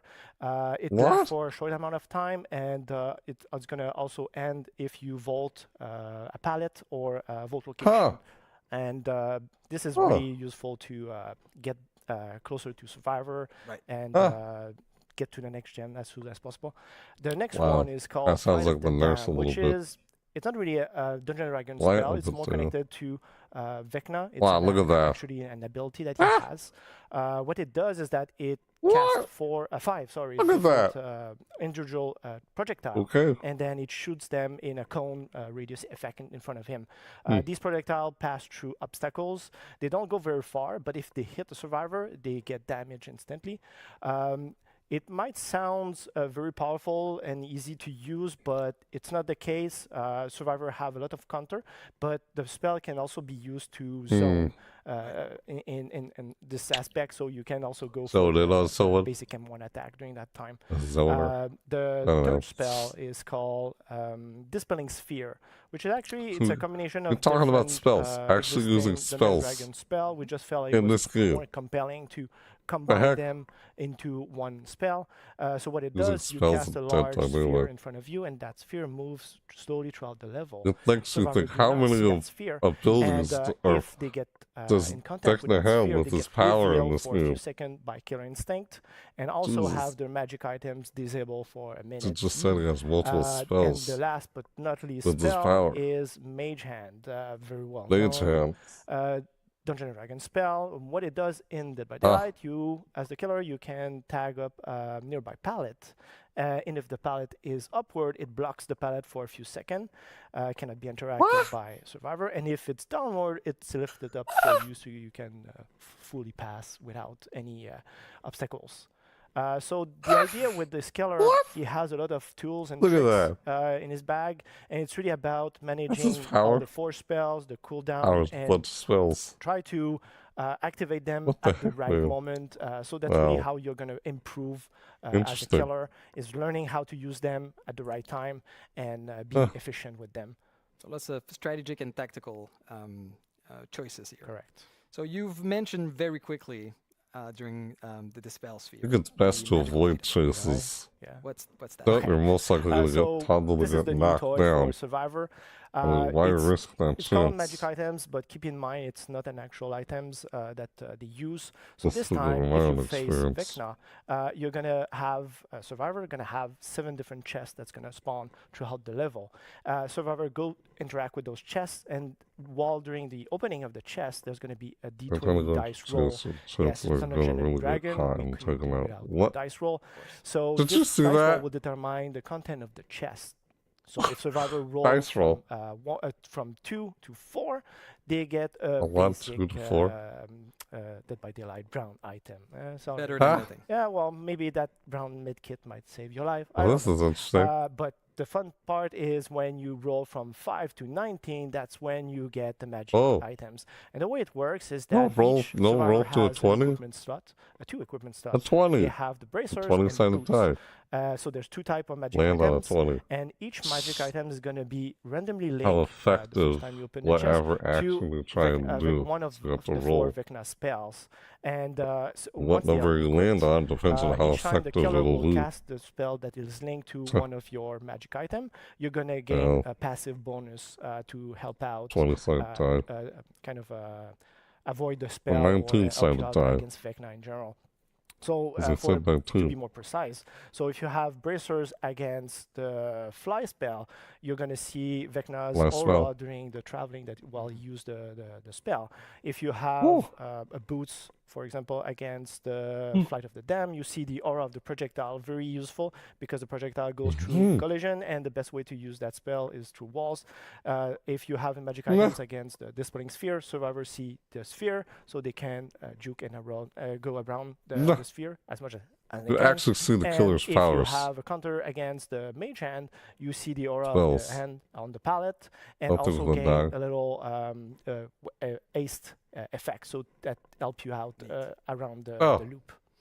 Okay. Yeah. So it's really important to search those chests. Yeah, correct. Because the way that we tackled this, the balance in this case is that we made sure that the magic items do not trunker the killer's power. It's made or balanced to face survivors who have them equipped. So if you don't get those, definitely the killer might feel a bit oppressive. So it's really up to survivor to get to those chests and equip them as soon as possible. Right. And just to be clear, you can also equip a normal item with that. So you can have your flashlight, bracer, and boots. Correct. It's a very different slot. So everybody heard you talk about a lot of numbers here on the dice, but you've not mentioned the critical fail, 1, and critical success on the 20. For people that don't play D&D, these are like events, the best event that can happen in the You roll a die. That critical fail or that critical success. So what happens? Critical success. I could land on a 20 or something. So we have critical roll in the game. With your die. If you roll a 1, you get a big nothing. Although I've Yep, heard I roll a sometimes 1. people get a green key. I guess that's you. better. Yeah. Look at that. What you get if you roll a die. If you roll a 20. So anyone who's familiar with Vecna in the lore of Dungeons & Dragons, there are 2 very specific artifacts that exist that is called the highest number you can land on. The end of Vecna, and we introduce them in our game. So you roll a 20, you get one of the 2. You never know. But these works more like a normal item, so you have to pick them up and use them once. It's called attune, so you merge with the items, and then you unlock a very powerful ability up to like perk level. Okay. Yes, it's very strong. I guess you want to know. But please do say. Okay, sure. So if you attune with the Eye of Vecna, they use with lockers. So if you fast exit a locker, you're going to be unseen, unheard by the killer for 15 seconds. And on top of that, you gain a haste boost effect. And if you attune with the End of Vecna, you fast enter a locker and you're going to be teleported further down, further locker. So very powerful. I forgot a little details because they might sound super strong, said like that, but they come with a cost. So to use them, you have to be full health. And once you use them, you instantly lose a health state. And also at the end of the effect, you get revealed by Killer Instinct. So be very mindful the way you use them because we've seen a lot of situations where it backfire at the survivor. And the killer has definitely a spell to help him out, get back at the survivor, and get the down. So it's very on brand with what a cursed item should be. Indeed. So thank you so much, Yannick. As you can see, there's a lot of stuff coming with Vecna, and we had no time today to talk about anything more about the killer perks or the survivor, but I have to say very quickly that the survivor perk will allow you to create illusions, to perform on the loot. You can even perform with other survivors to do the full melody. There's also a dice roll mechanic for one of the perk. So if you want more information after the show, you can go on our website, deadbydaylight.com, and get all of the details you need. Merci encore, Yannick, for all the information. And thank you so much to all of you. Happy anniversary. And I'll be passing it back to Eric and Dork. All right. Wow. Okay. What the heck? That sounds so odd. Yeah, I'll have to see it again to see how it all works out. Yeah, Twitch shots. I'll go live on Twitch for those Twitch shots at some point. I don't know if I will later today after doing this live video, but we'll see when. Yeah, with Dead by Daylight for Twitch shots. Unless I'm playing during the PTV, maybe. Possibly. Probably. If I'm able to. Otherwise, I might be working on something else. I'm still trying to get uploaded. Oh my god, Dungeons & Dragons and Dead by Daylight. You are a pretty frequent DM yourself, right? Yes, I do DM on occasion. Forever player, as they said in the interview. Dungeon forever Master. DM, never a player. Dungeon Master. You must be so psyched. So psyched. I'm so psyched. I'm so excited. I just cannot wait to see what we have in store. And to go against Vecna. Dungeon Master. People have noticed your dice necklace. My nice D4, I guess. Okay. But yes, just like Dave said, don't forget to head over to deadbydaylight.com right after the show for the full breakdown on Vecna and all of his powers. You'll also be able to see the perks that we've got for him and our bard coming into the fog. And also, don't forget to ask questions in the chat when you're not spamming nonsense garbage. Ask real questions, and we'll answer them later in the Q&A. You don't need to say claim. Please stop saying claim. You're not claiming anything by saying claim. Stop. We appreciate your enthusiasm. But next we're going to be, I'm going to be joined by Dave Rashad back on the couch for him to walk us through the ever-expanding world of Dead by Daylight. Great. That's nice. What lies ahead? Alright, let's see what lies ahead, guys. Oh, this is really neat. Seriously. Like, wow. What the heck? Didn't I have some surprises towards the end? They did. People speculating like, oh, Castlevania. Yeah, what makes you think Castlevania will be there? Maybe because of some leaks or whatever. No. Speculation. Hey, I'm over here now. I'm super excited for this part of the stream because not only do we get to talk about 2 upcoming projects within the world of Dead by Daylight, that being Supermassive's The Casting of Frank Stone and an unnamed multiplayer PvE game by Midwinter, but we get to do it all with Dave Rashad. Oh. So, Dave, can you please tell me why we chose these games to be the right games for us to expand the world of Dead by Daylight? Yeah, absolutely. There's a lot of stuff going into that choice for sure. So first of all, we are super happy and grateful to have a community already there playing Dead by Daylight. So of course we listen to what they want to see, what they want to play. So that comes into the recipe of the choice we're going to make. We also want to make sure that we will create something new to experience, something that's completely out of what we are used to in Dead by Daylight. So that comes into the genre we want to create. Also, we want to interest new players into the world of Dead by Daylight. Some people that never heard of Dead by Daylight, but also some viewers that are interested about the world of DBD, but that don't play DBD because maybe it's not their style of game. So we want also these players to be with us and experience the world of Dead by Daylight. And just like you were saying, with people being interested in the world of Dead by Daylight, as the creative director, why do you think there's so much interest in the lore of a multiplayer game that's based in action? Well, it's been very important for us since day one when we started working on this project. The story and the narrative around everything we create. We want to make sure that every little component in DBD has a story and a reason to live in the universe. We take great care into making that happen. So, there's a lot of mysteries within mysteries, a lot of layers to our narrative, which I think are super interesting and players want to know more. So these games will allow us to discover these elements that we've seeded in the past. Like every killer and every survivor in Dead by Daylight could have their own movie or their own game, really. Yeah, they've got so much lore. It's really amazing to just dive into. What? And speaking of lore, I mean, this is something we want to expand on with the world of Dead by Daylight. So we're doing that in one of our upcoming games, The Casting of Frank Stone. It does have a four-sided die. Right, I can tell you a little bit. Yes. So, of course, there's different type of stories in games, right? There's games that have a static narrative that you experience. That's great. There's also games that the narrative is made very organically by the players, like DBD is a good example of that.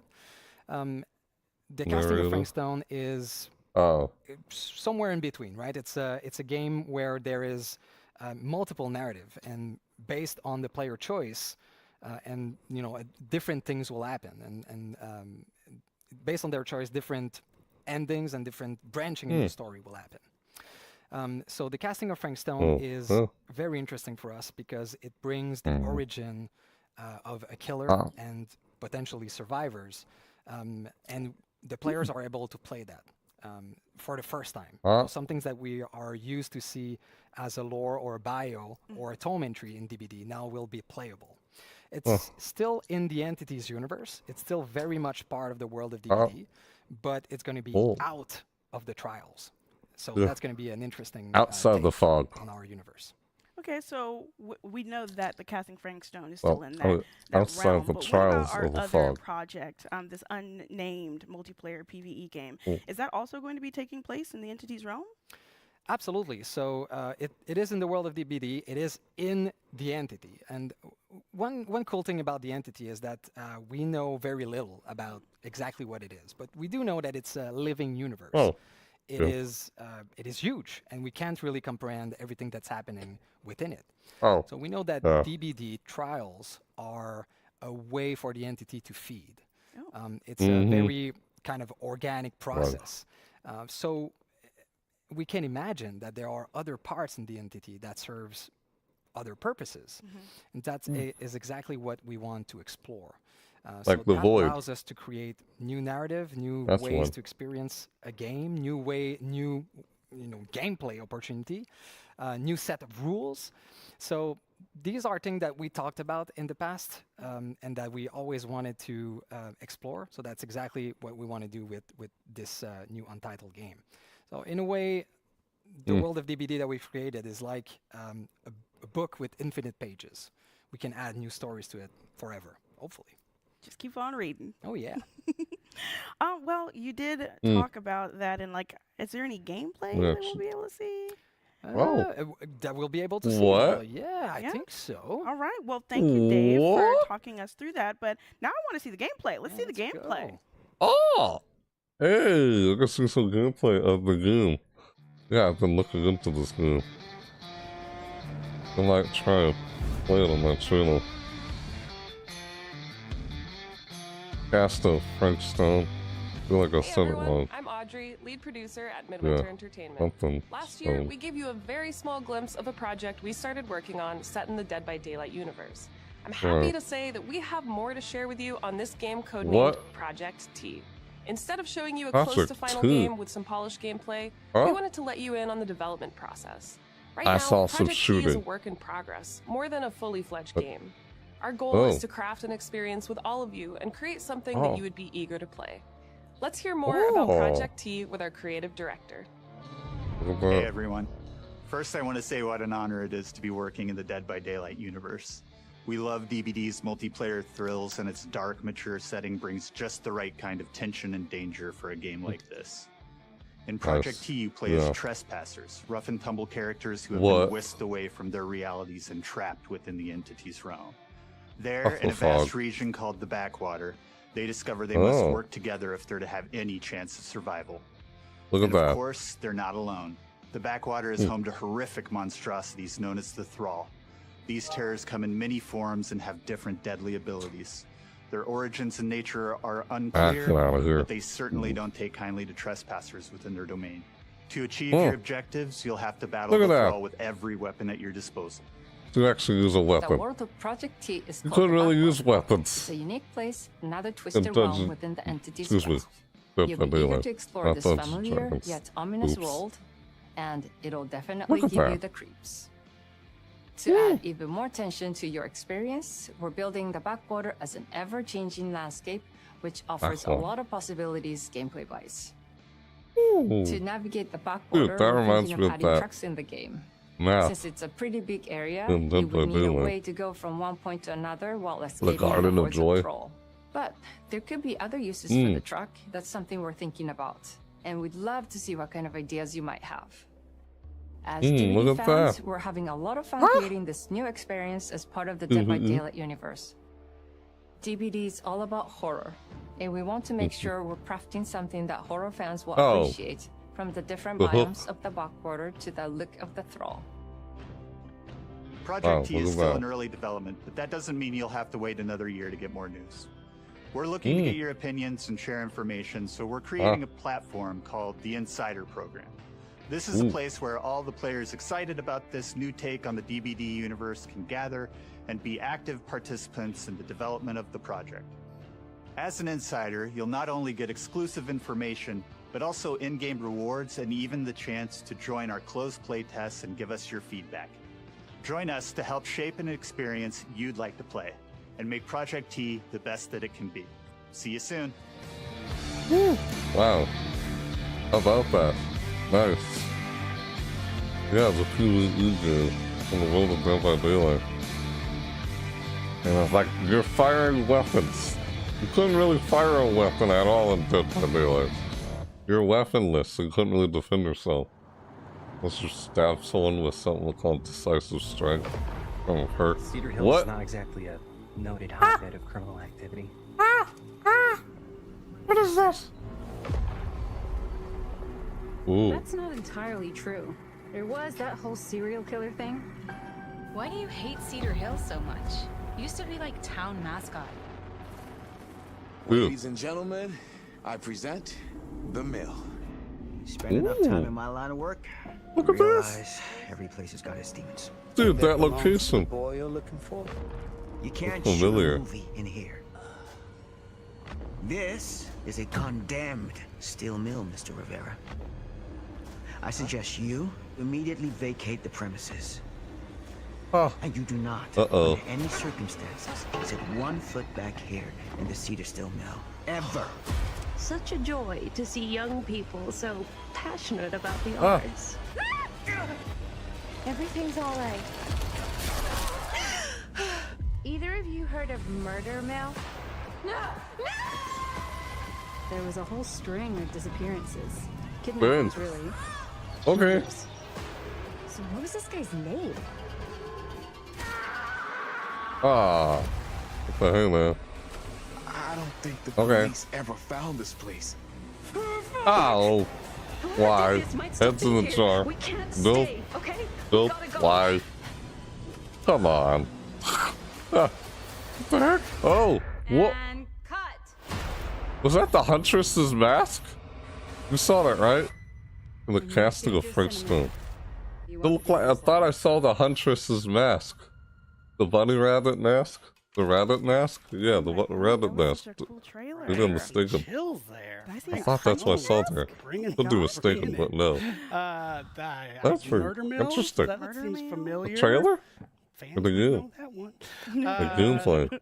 Super cool. It's so cool to see the way that the DBD universe is expanding. Oh yeah. Wow. I want to mention Project T. You saw a mention of the Insider program, so that's our team is there waiting for you on Discord. So you can join the Insider program to get up-to-date information on Project T and get involved in it. Get some of that. Part of the game's There we go. really I'll take the that. idea there is we're making the game with the community. So getting on the ground floor now. Yes, with Project T, like Eric said, yeah, we got are on my taking phone. this idea to a whole new level. Like you scan the QR code and you get that. Instead of Project T. just making it by ourselves. Yeah, scan the so QR if you code love Dead by and you'll get Daylight that. and you want to help I'll with look this new into this. session-based multiplayer PvE game and bring it to life, Ooh. sign up for the Insider program so that you can be in the know and get next steps. You also want to make sure you wish this on Steam because that really helps us. Yes. And so Project T is quite a ways off because, like I said, we actually want to make it I with our scanned the players. QR code. I did. But the casting of Frank Stone is right on the horizon. So super massive, as hopefully folks know in the Frank chat. Stone. Man, they got so many games. Single-player narrative horror For games. the Dead by Daylight bringing universe. Dead by Daylight into that genre, and it's just so cool to finally be there. And it Wow. looks super terrifying. It looks How about this? super crisp and polished and awesome. I can't wait. So as you mentioned, wish lists do help a lot. So if you would do us a kindness, kindly give us a wish list. We would greatly appreciate it. Yes, and speaking of Dead by Daylight, the PTB, I know a lot of you are itching to get into that. That will be at 1 p.m. as a reminder today instead of 12 p.m. So 1 be p.m. ready today. to download that so you can go ahead and hop in and test out the new chapter. I can't wait to see Maybe people's I reactions will. to all the things that are. Oh yeah! After this live I video, cannot wait, especially for the locker one. if I go I'm so live on excited Twitch for that. Twitch shots, I'll probably check that out. As we said, this is I know, you know I we're can't getting make pretty any close promises. to our live segment where it's going to be the live Q&A. So we'll have We'll have to Justin, work on something else. Justin from Eric's Justin, come out to talk about this year's Twisted Masquerade in-game anniversary event.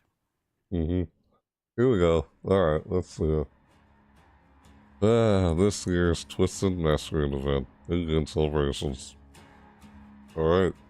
Back again. This time I'm joined by Justin Banks, our Another senior year. product manager. Justin, how are you? This is cool. I'm Back doing great. again. Happy to be back. Yes, What does it welcome got this back time? to the anniversary show. And what would an anniversary be without the Twisted Masquerade, right? So the Twisted Masquerade is back. It happens every year during our anniversary in-game, and Justin's here to talk about it. So what have you cooked up this year? So this year we got some amazing stuff. Honestly, I think it's our best anniversary event yet. But before we get to it, we have what we call Before the Masquerade. So that is going to be something that actually starts right after this stream. So for everyone who's watching, once this is over, go play. And we've got lots of really cool stuff as a big thank you to all of the players. It's really stuff from all of DBD's history, and it includes a lot of presents. I love presents. I know you love presents. The community probably loves presents too. I think Details? So the details about said presents. We've got lots of login rewards, so lots of currencies for players to earn just by logging in whichever day throughout all of this. We've also got 2 recolored outfits, one for Meg and one for the Huntress, that players can earn through each week. So each week you'll be able to earn a different piece of this, so if you log in just once each of these initial 3 weeks, you'll get the full outfits. Which I think is a really cool way to get your hands on some cool outfits. Now, each of these initial 3 weeks is going to focus on a different period of DBD's history, so a different collection of years. What that means is that we're going to have map boosts and outfit sales of character outfits that were released during those years. So we really want to take you through this history with us. We want to celebrate the history of DBD. That's really cool. Then the cool stuff that I think everyone's really going to dig is we have some currency boosts, a different one for each week during Before the Masquerade. So for the first week, we have a blood feast. So 3 times the blood points. During week 2, we are going to have 3 times the rift fragments. So if you want to progress towards the rift, this is a very good chance to do it. May 21st, 27th. We've got 3 times the XP. Before the Masquerade. So again, if you want to progress to the rift, this is also good, but this is a really good chance to earn some iridescent shards. This here. Damn. And then after D&D releases, the last week and a half we'll be doing double XP and double blood points, right? Oh, we're doubling down, yeah. So everyone can play the new chapter. They can get hyped for the Masquerade. They can nab some of the older anniversary charms as well. Is that true? Exactly. So we want to give people a chance who haven't earned them during previous years, to celebrate the build up to the event itself by earning, like some really cool Masquerade crows or things like that. Awesome. Okay, so what about the event itself? So the event itself, now that we've tackled before the Masquerade, the big new thing that is coming for this year's Twisted Masquerade is the reveal of the host of the Masquerade, Trix herself. So players might have seen her hinted at during previous anniversary events or during in outfit descriptions, referenced as the Mad Designer or Zizzletrix. So she's finally making her appearance. And throughout all of the event, we want to make it very clear, like, this is her party. She's everywhere. She's the entity's biggest fan, celebrating, holding this party in its honor. And she's not a playable character, so we want to make that very clear. She is there pushing everybody to engage and celebrate. I love that. So does this mean we're going to see a lot more of her in the Twisted Masquerade? Absolutely. So we have a lot of the UI that is themed. You might have seen some last year, so we've done a lot of updating for that. We've got Father Campbell's Chapel coming back with the whole party taking place inside. Some updated content in there to show that the party is progressing or dying slightly. You might find some corpses. Then in addition to all that stuff really permeating the game, we've got the lobby, the loading screens. She's going to appear in trials. You will hear her laughing at you or cheering you on around the exit gates. There's really voice lines that's going to appear everywhere, really accentuating the gameplay. It's going to be amazing. Like we love hearing all of the voice lines that we have had recorded for this. That's silly. With all that stuff, we've got a lot of really cool gameplay that I'm going to talk about in just a second. But one thing I wanted to mention is that all of our event gameplay now is going to take place within a separate event queue. So if you want some of the normal DBD, like in the core mode, you can have that. But if you want the event stuff, go over to the really cool event queue and take part of Trix's, Twisted Masquerade. And I have to say as well, if you go to the core mode, it's still going to have a lot of the decorations, so you get the vibe with the core experience. And that's a really good quality of life improvement last year, right? Like giving players that option to choose. If they want to just do classic Dead by Daylight, they can with some extra flair on it, or they can choose the event queue. That's a nice improvement. So you mentioned it. So what are some of the gameplay changes that are coming with Trix? So Trix is bringing what we call her bag of tricks to the party. She wants to spice things up. She wants everyone to have a lot of fun. So what we've got is that as a match progresses, one of a series of abilities, or sorry, one of a tricks is going to be played on our players. And these are going to be things like giving everybody haste, giving people undetectable, spawning anniversary special chests or totems, some really cool stuff that's going to spice it up. And this is going to happen whenever 2 points are accumulated during a match. So at first I'd say 1 tricks actually takes place at the match start. Following that, whenever 2 points are accumulated from doing a gen, first hook, things like that. The unknown. Each gives 1 point. Unknown was in there. Another tricks to maximum of 5 during a match. So we want to really keep things interesting. And when a tricks is actually activated, you're going to see Trix herself appear alongside or take the spot of one of the dancing marionettes. She's going to even deliver a line that hints at what has been played. So if you're not paying attention, she's going to give you this really cool audio cue. That's awesome. And so in addition to all of that, I think we're also doing some sort of update for the invitation mechanic. Yeah, absolutely. So the invitations last year, we had players run around, gather those, and you could either spend it to use an ability while inside a chase, or escape with it to help you earn a mask. This year, there's no need to escape with it to earn a mask. That's a different thing. And we've even added outside of chase abilities to the invitation. So if you're someone who doesn't necessarily want to always be chased by a killer or wants to have a more diverse use for it, we've added that. So survivors can now go into quiet mode, so making a lot less noise, and can even do things like quickly enter a locker without alerting the killer. It's super useful to get out of that chase right away. Okay. That's fantastic. Or if they're nearby and you don't want to alert them. For killers, they can now use an invitation to immediately send a downed survivor to a nearby hook. And as I can see from playtests, it's really fun. I think the community is going to love that.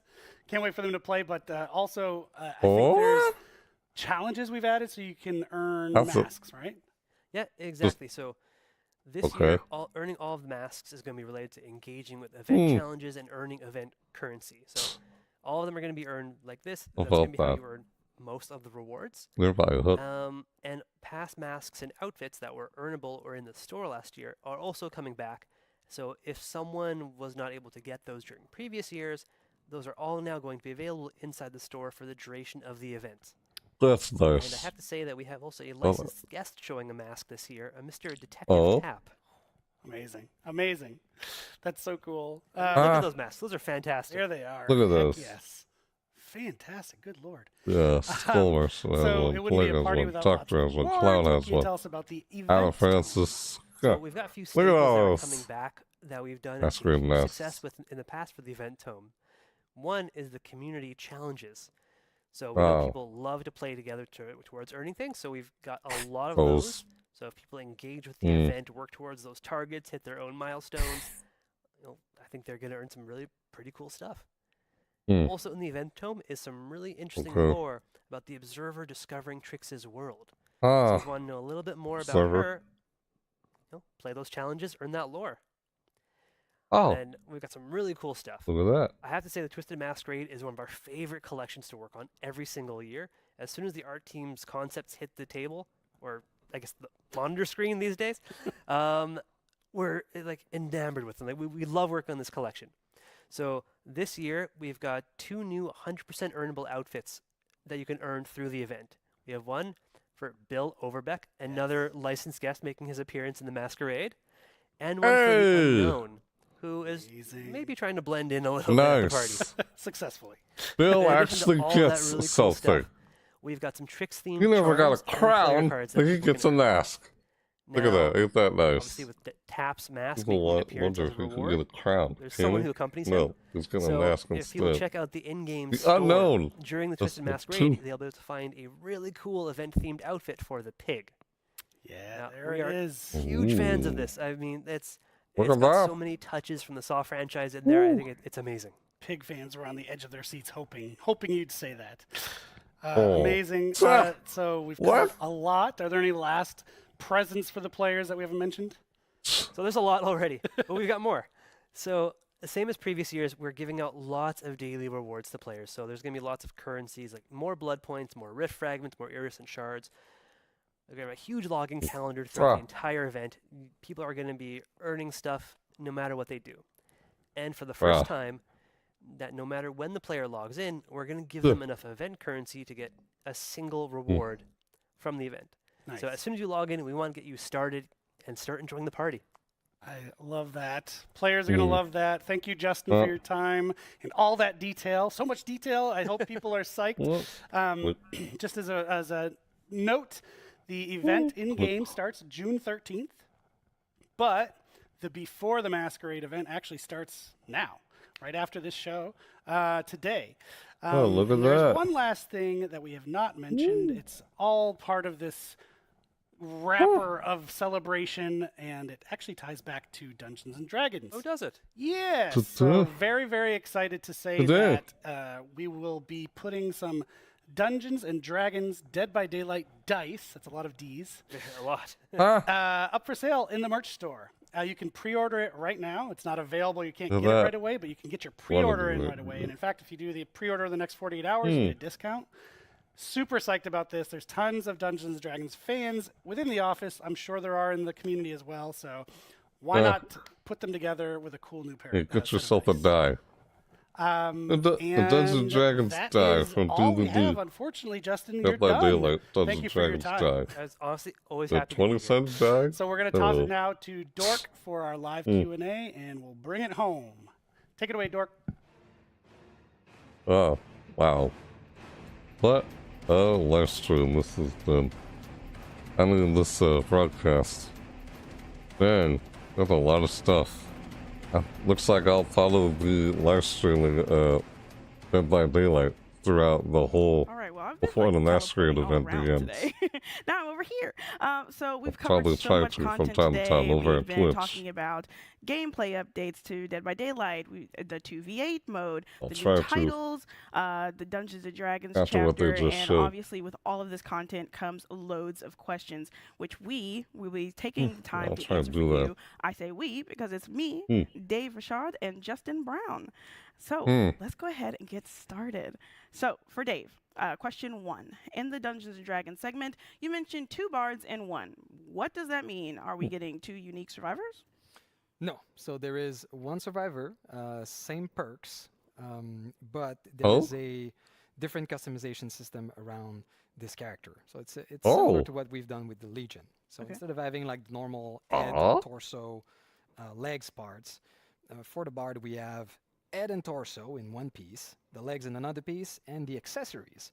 And so changing the head torso piece, you can modify which character you want to be. Okay, awesome. Thank you so much. Okay, so question 2. How big of an impact will the Project T Insider program actually have on the finished game? I'll actually go ahead and take this one. We really want this project to meet player expectations at launch, so we want to make an open dev route, and this will allow us to proactively check in with you, our community, and fine-tune the game as we go. We'll be actioning insider feedback the whole time we're building the game, as your input and your insight will be highly considered throughout the entire process. So thank you. Question 3 for Dave. Will we see any existing Dead by Daylight characters in the casting of Frank Stone? Well, I don't want to spoil anything. I can say that the game features a new cast of characters. They're original. It's an all-new story, but there are a ton of little things here and there to discover linking to Dead by Daylight for the fans. Okay, thank you. Now you got a little treat. All right, our next question, question 4 for Justin. Makes me think if they'll appear in Dead by Daylight from the cast of but not exactly for killers. What does this mean? And will more killers be added in the future? All right, I'll start with the easy one. Yes, of course, there will be new killers added. Each iteration we do after this first one, we strive to add a few more killers as we move forward. As far as classes go, it's something that we're still really waiting for. There's a possibility we do something like a class system, but we're going to wait until we get this iteration into your hands. The whole class system and see where we take this mode. All right. Sounds like a new thing. Question 5. What is classes instead of just perks now in the game? For Justin. Okay, it's just like what Matt said. A modifier is really something that takes a little piece of a standard trial and sort of adjusts it, like a darkness effect, maybe changing how fast or how many generators there are to do, or random perks. A mode is something that's going to fundamentally change the way the game's played, something really big and all-encompassing, something like 2v8. All right, thank you. Again, Justin, I got a question for you. Question 6. Can I duo killer with my friends in 2v8? Absolutely. You can queue up with your friend. You know, you can get on Discord and talk to them and play killer together. Okay. So I'm super excited for that. That's going to be amazing. All right, our next question. Can we play 2 of the same killers in 2v8, Justin? What? No. The easy answer is no, you won't be able to play 2 of the same. You'll be able to mix and match between the 5, but 2 of the same killer will not be available. Okay. Oh, yeah. Can you imagine hearing both chainsaws revving? Like, oh, gosh. Overload. Oh, God. All right, question 8. I didn't get my blood points from grade reset can only be yesterday. 1. Will I get them back? I'll Unintentional Highlander reference. The missing blood points to players. You should receive them within the next few days. Really sorry about that. Question 9. Can achievements and trophies be earned in 2v8 mode when it releases, Justin? Unless you play the simple answer is yes. Texas Chainsaw there Massacre. are no specific 2v8 achievements or trophies. Hillbilly. But if you're making progress towards one that already exists, like how many generators you have to repair, progress is still moving. All right, thank you. Question 10. Are there plans to keep 2v8 permanent after some iterations, Justin? No. So this is something we're still working out. But I can tell you for sure, in year 9, it will not be permanent anymore. It's going to be an ongoing discussion. It's going to depend sort of the engagement level, the feedback we get from you, and when we feel the mode is fully ready before we continue those conversations. All right. So when the mode is active, make sure you are playing it. Okay, do this for us. So other than that, what is What the Fog couch co-op or online co-op only? I'll answer this one as well. What the Fog is online co-op only, available as soon as we find a fix for the website. Really sorry about that, but thank you so much for trying to claim the game right now. All right, question 12 for you, Dave. It's free. Is Matt Mercer voicing Vecna? What? Good catch. He is. We're super excited to have Matt Mercer bring Vecna to life in the trailer, in game. It's awesome, Look especially having one of the kings of Dungeons and Dragons coming and voicing Vecna. What a treat! Absolutely. But we don't have any other questions. Thank you all so much for submitting when your I played questions. Dungeons and Dragons, I didn't sue Vecna. There was no mention of Vecna. And Justin. Well, not for a little regarding cross progression, just going to fill this in really quickly. We also want to reiterate that we can't share specific plans just yet, as we are still finalizing the last details. But rest assured that as soon as we are clear to do so, we will. And we plan to also push out a public FAQ. So once the FAQ is posted, we'll announce it across all of our channels for your full awareness. Once again, a big thanks to everyone who submitted questions, and we hope these answers were helpful. And we'll be talking more about this stuff in the next coming months. As a last gift for our players, if you're already signed up for the Dead by Daylight newsletter, you'll receive 250k blood points. And if you're not, you can still register until May 15th to get that sweet, sweet reward. And another big thanks once again to Justin and Dave for sticking around to answer all of these amazing questions. Since this is almost the end of our show, I don't want to forget that the PTB goes live in just scan the QR code.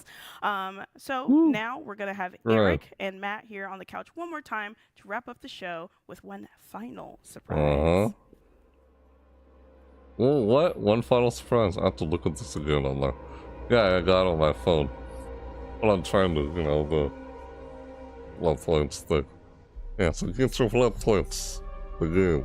You scan the QR code. All right. This is it. This is the end. We've made it to the end of the show. All right. It's been a great show. It's been a long show. It's over. And we thank you for sticking with us. We had so much to tell you about. So this is a nice broadcast.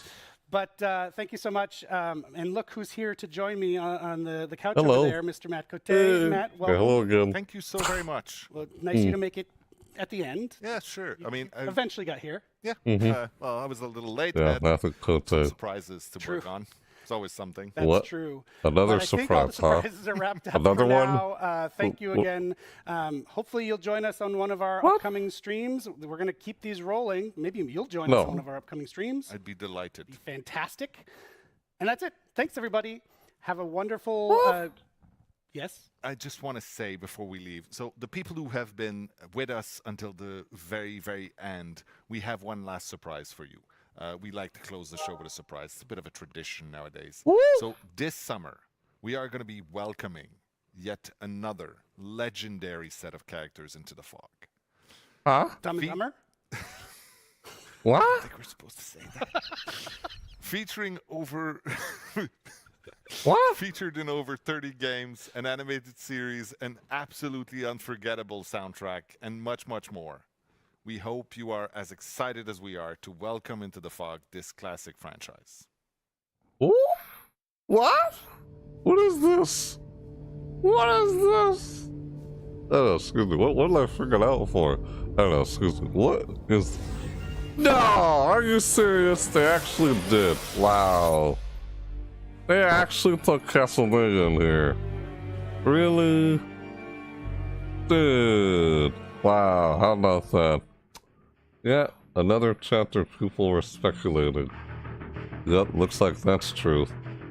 Yeah, people were speculating or something, or just saying leaks or whatever. Yeah, they actually did Castlevania. Look at that. No, Dungeons & Dragons and Castlevania. They're actually in here. Was it Alucard? Excuse me. I think I said his name wrong. What the frick, man? Alucard's the other guy. Shoot, I forgot. The guy who's a vampire? Forgot. Why did I forget his name? Yeah, I played some. I forgot. I played very little Castlevania. I used to have Castlevania on my Game Boy Advance. The Game Boy Advance back then. Yeah, I did at one point. that's mostly all I had. So thanks for watching. So yeah, Dead by Daylight, 8th anniversary. Thanks for watching. Thanks for sharing. Yeah.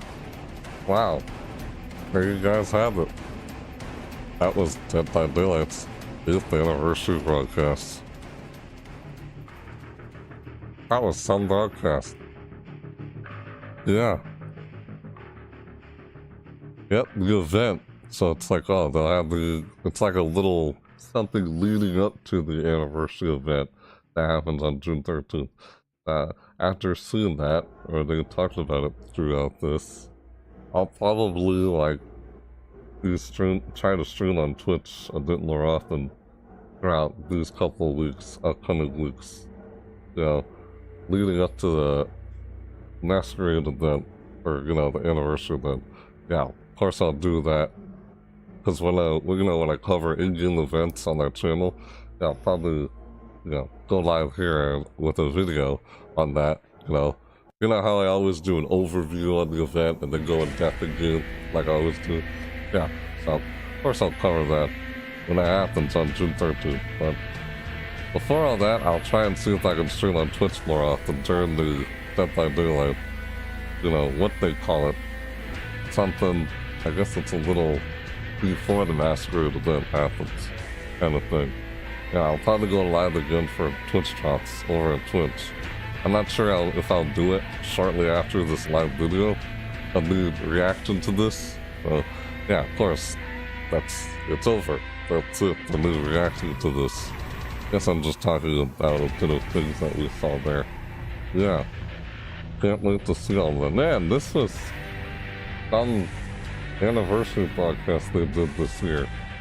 They threw a lot of interesting stuff at us. Wow. Yeah, they actually put Castlevania in there. How about that? Dude, after putting Dungeons & Dragons? Man. So now they have classes? They have classes in here instead of just perks? Because that's new. That's what they said. There are classes in the game now. Part of the whole Dungeons & Dragons thing. Roll a 20-sided die in the game. Yeah, and like I said, if you were here earlier when I was reacting to this, here, I'll show you guys. I said I was going to show you guys toward the end. Let's see if I can pull it out and show you what I was talking about. If I can get it without anything falling over. Yep, here it is. I got it. Right here. So let me close this out of the way. See this right here? Yeah, it's my character sheet. This is what you would like write on for if you play Dungeons and Dragons. This is the kind of paper you would write on. Yeah. I don't know. I wrote on it with pencil. Yeah, it's like my character's name. This is my character sheet from when I played Dungeons and Dragons. If you remember Spawn of Creation, Nicholas Spawn, another Spawn of Creation, who you see throughout inside my live chat or throughout some of my videos. A friend of mine that I know in real life. Yeah, he's who I played some Dungeons and Dragons before. Yeah, but there was no background or anything. Yeah, so I have played it before, and this is what you would like use, the kind of paper you would try and fill out when you create your character. You create your character in Dungeons and Dragons. Yeah, and it's all text. I don't know, that was like character's name. Right there, Alton. I don't know, I was just trying to come up with the name. I could show you a better look at you sooner. Yeah, it's just information to fill in. It's kind of what the sheet looks like when you're trying to create your character in the game. If you've ever played Dungeons & Dragons, then you find this kind of sheet familiar. I guess you print this off. You print it off of online or something from the website or whatever. Yeah, because this was printed paper, right? Yeah. Didn't I print this? Did I? I guess this wasn't printed. Another one. How did I get this? I was using it. You know. Yeah, like here's all the different level of spells you could use. It says that's level 3 level 3 spells, level 4 spells, level 5 spells. Yeah. I don't know, probably hard to see because it's so small. Those are all different spells that, yeah, this is the sheet where if I'm gonna cast a spell. Yeah, that depends on what level I was. The different level of spells. Yeah, I wish it was easier for you guys to see. But yeah, this is the... I don't know if you call it a spreadsheet or the character sheet or whatever you use to try and... Yeah, here's some... I don't know, it's kind of probably hard to see when I'm showing you guys. This is what all the different level spells look like. What was over here? This is some other information I had. Yeah, I wish there was some way you could see this a lot better than I'm just showing it to you on screen. Yeah. See it? Oh, here's this is the front, this is the first one. See it says right there, Druid spells? Druid. Yeah, my character was a monk druid when I played this. But, yeah, I was a monk druid. Because apparently they needed one, or something like that. Yeah, that's what I was when I played that. Like, yeah, I actually played a bit of that. The 20-sided die and that kind of stuff. But, I don't know. I always had I guess you call it a pet peeve or somewhere. I never really liked the idea on how one would or wouldn't stand a chance or something. That always found that annoying, you know. Now, that's something I always found annoying in RPG games. But, yeah, of course, that's because Dungeons & Dragons has RPG, like, level progression thing. I don't know. I was kind of mixed to that, but I was like, nah, it's alright from my experience. I guess it's the whole story, like, thing, and rolling the die thing, yeah, that's fun, but, I mean, the whole, like, oh, I don't stand chances against this guy as a higher level, and I can't take him out, or something like that. That's annoying, but I guess that only happens, of course, depending on what the DM, the dungeon master, throws up against you. You ever see those memes or different jokes about Dungeons and Dragons? Yeah. I'll put this back up over here. That's a piece of paper. You guys couldn't really see it. Yeah. I was trying to show you. Hold on.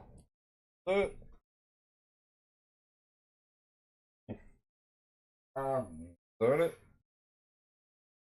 Alright, okay, so, yeah, I just wanted to show you that. That's like character sheet from when that's what you would use if you were creating a character for Dungeons & Dragons. I just wanted to show that I had one of those from when I last actually did play Dungeons & Dragons. Hey, Nathan put Dungeons & Dragons in Dead by Daylight. I mentioned that earlier when I was reacting to this podcast, so I was like, I wanted to share that. Yeah. I know, at this point in these reaction videos, I always say my thoughts about what we saw, and so that's what I'm doing right now at this point in the video. Yeah. And sometimes it goes on, and it's like, what, does this suddenly turn into a vlog? Yeah, it's almost like I start vlogging within my reaction videos, like towards the end, after reacting to the video. I don't know. And the video goes on longer than I expected to, but I don't know, that kind of happens, and I just kind of rolled with it, as I guess that's the thing I do throughout my reaction videos, whether I'm doing it live or not. Just like you've seen if you're familiar, you've seen my reaction videos on, say, NGS headline. TSO2 New Genesis's NGS headline, for example. Yeah, you know how after I'm done reacting to it, I kind of just start talking a bit about what we saw. Guess that's the second half of the video where I just, yeah, guess I'm vlogging or saying my thoughts about what we saw. What I always do, or I end up doing. It's like, why did I do it for that long? Yeah, that's just how I do my videos, reaction videos, whether it's live or not. But yeah, I actually had a video that I was trying to upload. I still don't have it uploaded yet, and I'm trying to, hopefully I can get that uploaded for tomorrow. Yeah, I actually had a reaction video that I was trying to get uploaded for this week that I started recording since last week. Yeah, it was one of the reasons why I didn't see me do a video until Saturday of last week. But yeah, so I don't know, hopefully I can get that up. It was supposed to get uploaded on Monday, but I couldn't, so I guess I'll have it uploaded on Wednesday, if not today. Yeah, that's what I'll probably be working on after yeah, they threw a lot of stuff at us in this broadcast, Dead by Daylight. So I don't know, maybe I'll have to upload on Wednesday. But yeah, because I'm probably working on it after I end this live video of me reacting to Dead by Daylight's 8th year anniversary broadcast. The 8th year anniversary. Yeah, that was a nice day. I don't even know where to begin with what we saw. We saw a lot of stuff there. Yeah, it's like a roadmap, basically. Yeah, they showed the, what's it called again? Dang it, they showed, man, what was it? God, I can't remember. Shoot, man.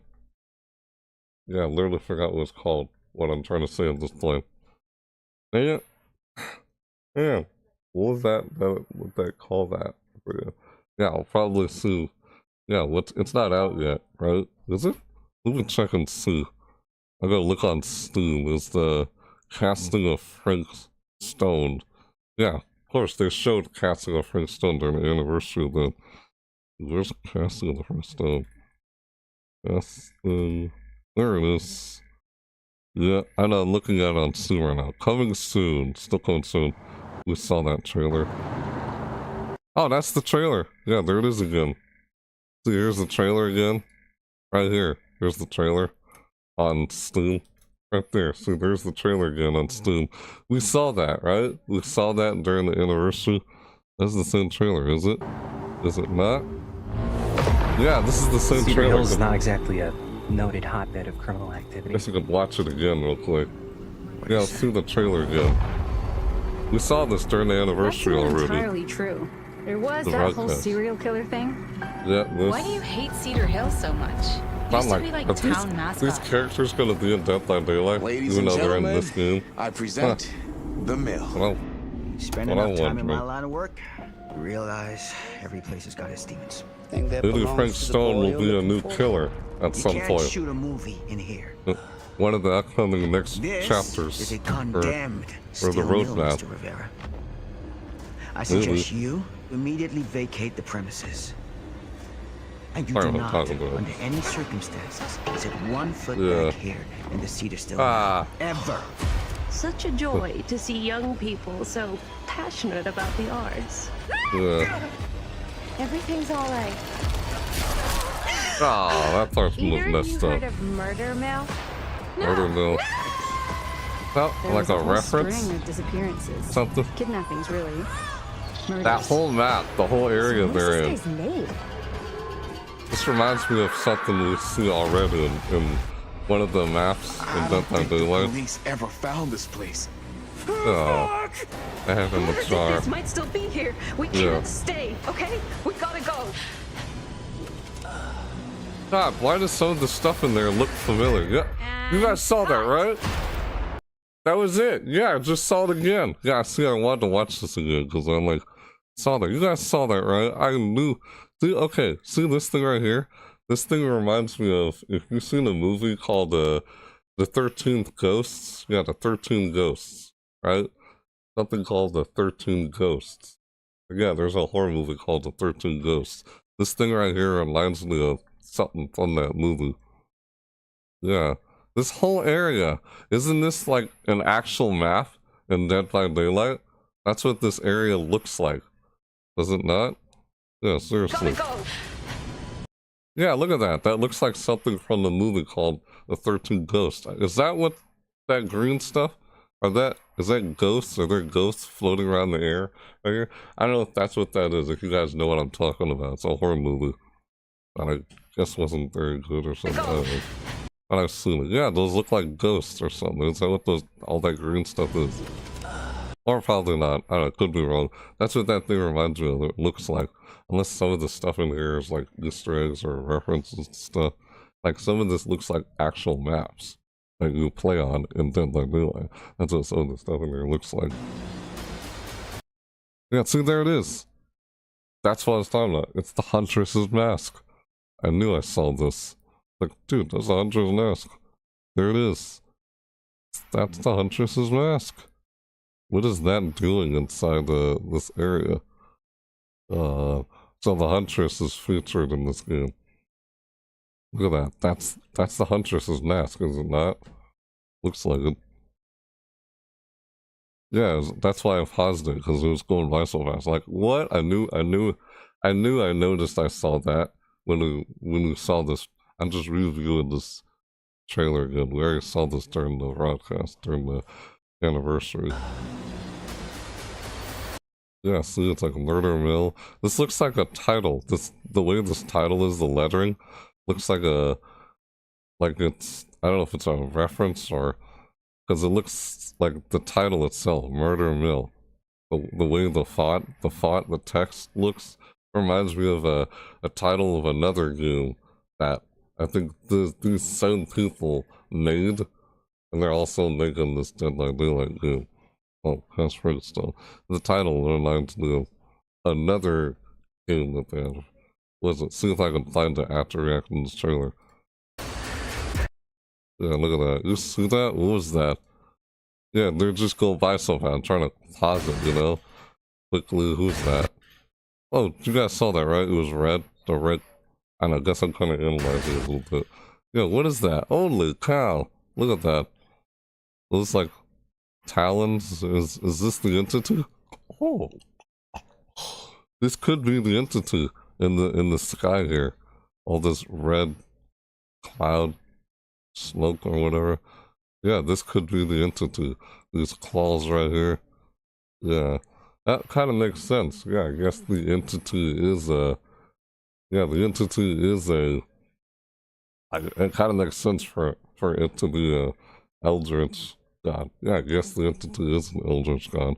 That makes sense. Because he's like some disembodied thing that has like spider like claw like legs or whatever that try to gut you when you're on the hook. You're out to get sacrificed, or that it comes out of the ground if you don't leave the trial in time.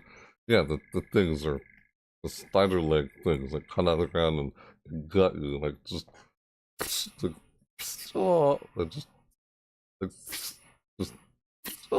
know, like it just comes down like yeah, you don't talk like you play the when that happens if you don't escape the trial in time. That's what those things remind me of. I don't know, this could be the entity right here in the sky. Who's that filth shit? Who was that? So I guess the Huntress is referenced as an Easter egg inside this, because we just saw the Huntress's mask in this game. Who is that? Goes by so I'm trying to pause it in time. I guess it's just a film strip. And cut! Yeah, it's like a film movie. You notice? Oh, yeah, you remember in the... That's... Yeah, I don't know, maybe it's just a coincidence, but remember in the Nicolas Cage, the trailer for Nicolas Cage being in Dead by Daylight? Remember there was a knocked over chair, and yeah, I guess that's what this scene this camera reminds me of all of that. Like he was in a movie set. You know, oh, he was at a movie set, and just as he was at a movie set, he got pulled into the fog. Nicolas Cage, if you remember the trailer for Nicolas Cage doing Dead by Daylight, it was on a movie set. Like, oh yeah, the camera. I don't know why that reminds me of that, but yeah, that probably has nothing to do with that. It's just popped in my head. It's just a camera. Film strip. Or what do we call that? Forget. Yeah. There are 4 other new survivors. Are there just 4 other, you know, characters? Who knows? Maybe these 4 characters will become actual survivors in Dead by Daylight. Like maybe Frank Stone will actually become a new killer at some point in a future like chapter. Maybe. Even though it's just a game that's on the world of Dead by Daylight. Like this is all part of Dead by Daylight. Like the entities somehow featured in here.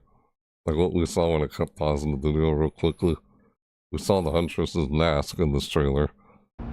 But yeah, I guess they're just Easter eggs in this game. When you make like I don't know what the green portal was. The green portal in the doorway. Alright, let's just unpause and let finish. When you make dangerous cinnamon, you walk a dangerous line. Let's listen now. Yeah, I gotta see if I can check this game out. It's cinematic horror. Is that a cinematic horror?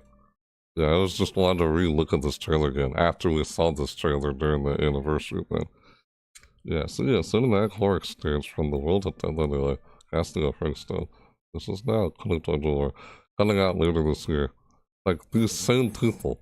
Did they make another game that the title that what they said, like something I forgot what it was called already. On her blue shirt. She was wearing a blue t-shirt, right? The font of that. What was it called? Ah, see if I see it in here again. Now, who is that guy? Why does that guy kind of look like the Trapper? Yeah, doesn't it kind of look like the Trapper a little bit? The casting of Frank Stone. That dude, it kind of looks like the Trapper a little bit. Does he not? A little bit. You know, the shadow thing. That's what kind of looks like the Trapper a little bit. I don't think the... What is this room? Seriously, some of the locations that they're moving around inside this trailer reminds me of the actual maps that you play on and Dead by Daylight. Some of them. I forgot the names of them, don't they? That's why I wanted to re-look at the police ever found this. Notice that. I guess they're like Easter eggs in this game. Like, if you play Dead by Daylight, you recognize them. Like, we saw the Huntress's task in here. Please. Whoever did this might still be here. We can't. Some of this stuff, is it like referencing other stuff? Like, why does that one part in this trailer remind me of something from like the 13 Ghosts? Like, there is a movie called The 13 Ghosts. Like, there's an original movie, and there's like a remade one of it. But yeah, it kind of had one of the actors in that movie was the actor for, you know, I forgot what his name is. No, he's the actor, is he? Maybe I'm mistaken. I don't think he's the actor who plays Shaggy in Scooby-Doo or voices Shaggy. Probably not. I'm probably mistaken. Is that the same actor who plays Ghostface in one of the Scream movies? Who's also in the 13 Ghosts movie? I'm probably mistaken with the wrong actor, but I don't think. If you've ever seen that movie, no time. Yeah, something I saw in this that reminded me from that. Why would that be in here? I guess it's just a coincidence. Maybe that's not what it's supposed to be, but... Okay, we gotta go. This right here, this part, this is the part I'm talking about. This right here. Yeah, you've seen the 13 Ghosts, this thing right here. Why is it reminding? Like, what's all this green? Like a bunch of ghosts flying in circles around this thing? I don't know. That's what it looks like to me. Yeah, we need to do what I'm talking about, but maybe that's what that is. It looks like a bunch of green smoke spinning around. Wish I could slow this trailer down. Let's see it better. Finally on the ground. See, there it is again. We saw the Huntress's mask. We got cut there. Yeah, the Huntress. What is this? Okay, is this the Garden of Joy? Doesn't this kind of look like the Garden of Joy? The map called the Garden of Joy where, you know, the dredge, you know, with the dredge and Hadoucore. God, sorry if I'm mispronouncing some of the names.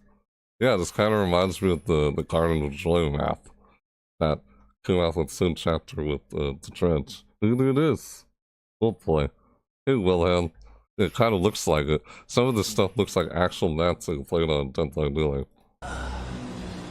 But they're not in the trial though. Yep, see, there it is. Murder Mill, that's what it's called.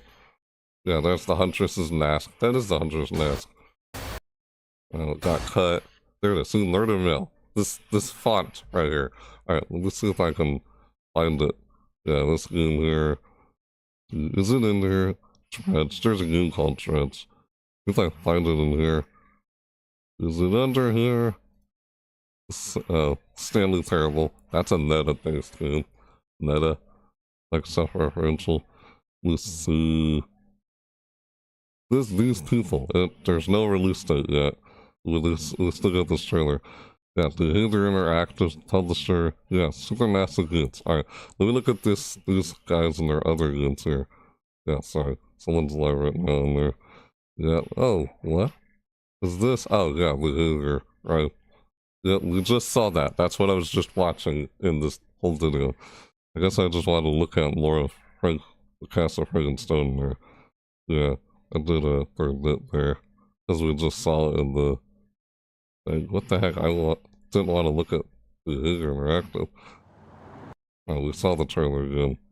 But we gotta look at it one last time again. So I was trying to click on this, Supermassive Goons. But it takes me over here in Behavior Interactive. Gosh, why does it take me over here in Behavior Interactive? Can I not see other games that Supermassive Goons made? What the heck? Why is it taking me to do here and not? Oh, I think this person's actually playing this game. Are they? No. This is, oh, it's Islands of Insight. That's what the game is. Oh, the game's not even out yet. I was just looking at the trailer for this game that I just saw already. And what the whole point of this live reaction video was part of the anniversary of 8th anniversary for Dead by Daylight. The roadmap thing. This is a future. This is a game that sets in the same universe, the same world of Dead by Daylight. But I guess they're the locations that we see in this trailer. Yeah, remind me of the location that you go on as naps in Dead by Daylight through each trial. As you go into trials, that's what those locations remind me of. That's why I wanted to relook at the trailer again, just see it, look at them again. But this game is weird. Like, what the frick? I don't know. But yeah, it's weird. I thought I could, man. I don't know. Wasn't there? Hold on. I see. I was trying to look up what the game was called. Wasn't there a game called the Calling, or what's it called? You know what I'm talking about, right? Those same people, right? They made this game. Because I'm trying to click on the developers, Supermassive Games. That takes me to the Behavior Interactives page thing. Yeah, I don't know why. Just does. Alright, let's look at this one last time. And then I think that'll be enough. Yeah. You're at back, okay. Cedar Hills is not exactly a noted hotbed of criminal. The Supermassive Games, didn't they make another game called The Calling or something? Like the font, that red font that's like Killer Murder Mills on her blue t-shirt, reminded me of the same font from another game that this same exact company made. Unless I'm mistaken, and these people aren't the same people who made that game I'm talking about. This narrative, what's it called? Multiple choices, kind of, like, moral choices kind of game. That's what this is, right? Like a story thing. Wait, did you see that? Those were shoes. Alright, I'm gonna try and watch this and not say anything one more time. Look, there's shoes. You see that? There's shoes right there. Like they're hanging from something. Seriously, some of the locations we see in this trailer look like I said, they look like locations that you go to as you're going through the trial in Dead by Daylight. They look like some of the locations that you actually go to in a trial in Dead by Daylight. Like the Garden of Joy, one of them look like in here. Like who knows, maybe they are. But they said this is all outside the fog, outside of the trials. Because all of this takes place outside the trials of Dead by Daylight. Hill's not exactly it. That's what they said. Yeah. Alright, let me just play it again though. I want to look at everything again. It kind of looks like it. Just re-looking at this trailer again. Noted hotbed of criminal activity. Cedar Hills. What is that? A corpse on the ground? That's not Skeleton. entirely true. There was that whole serial killer thing. That's Why do you hate Cedar Hill so much? Used to be like town mascot. Ladies and gentlemen, I present the mill. Doesn't that location look familiar? Yeah. Doesn't this mill look like a location familiar within the trials of Dead by Daylight? Seriously. Alright. Sorry I paused it. Let's go back again. Realize. Yeah, that location with that ramp. If you know which location I'm talking about. All this looks familiar. Just looking at this shot right here. It all looks familiar. See those rails. Isn't there a map in Dead by Daylight? There's a map as you go through the trials. What was that map called in Dead by Daylight? That looks like this area. Seriously, this whole area looks like that map. I forgot what it's called though. Yeah, that's what this looks like. Seriously, some of the locations I see in this trailer look like locations you actually go to when you're going through each trial in Dead by Daylight. Realize every place has got its demons. Think that look like to the boy you're looking for? You can't shoot a movie. That location. These look like locations you find within the trial. Steel mill, Mr. Rivera.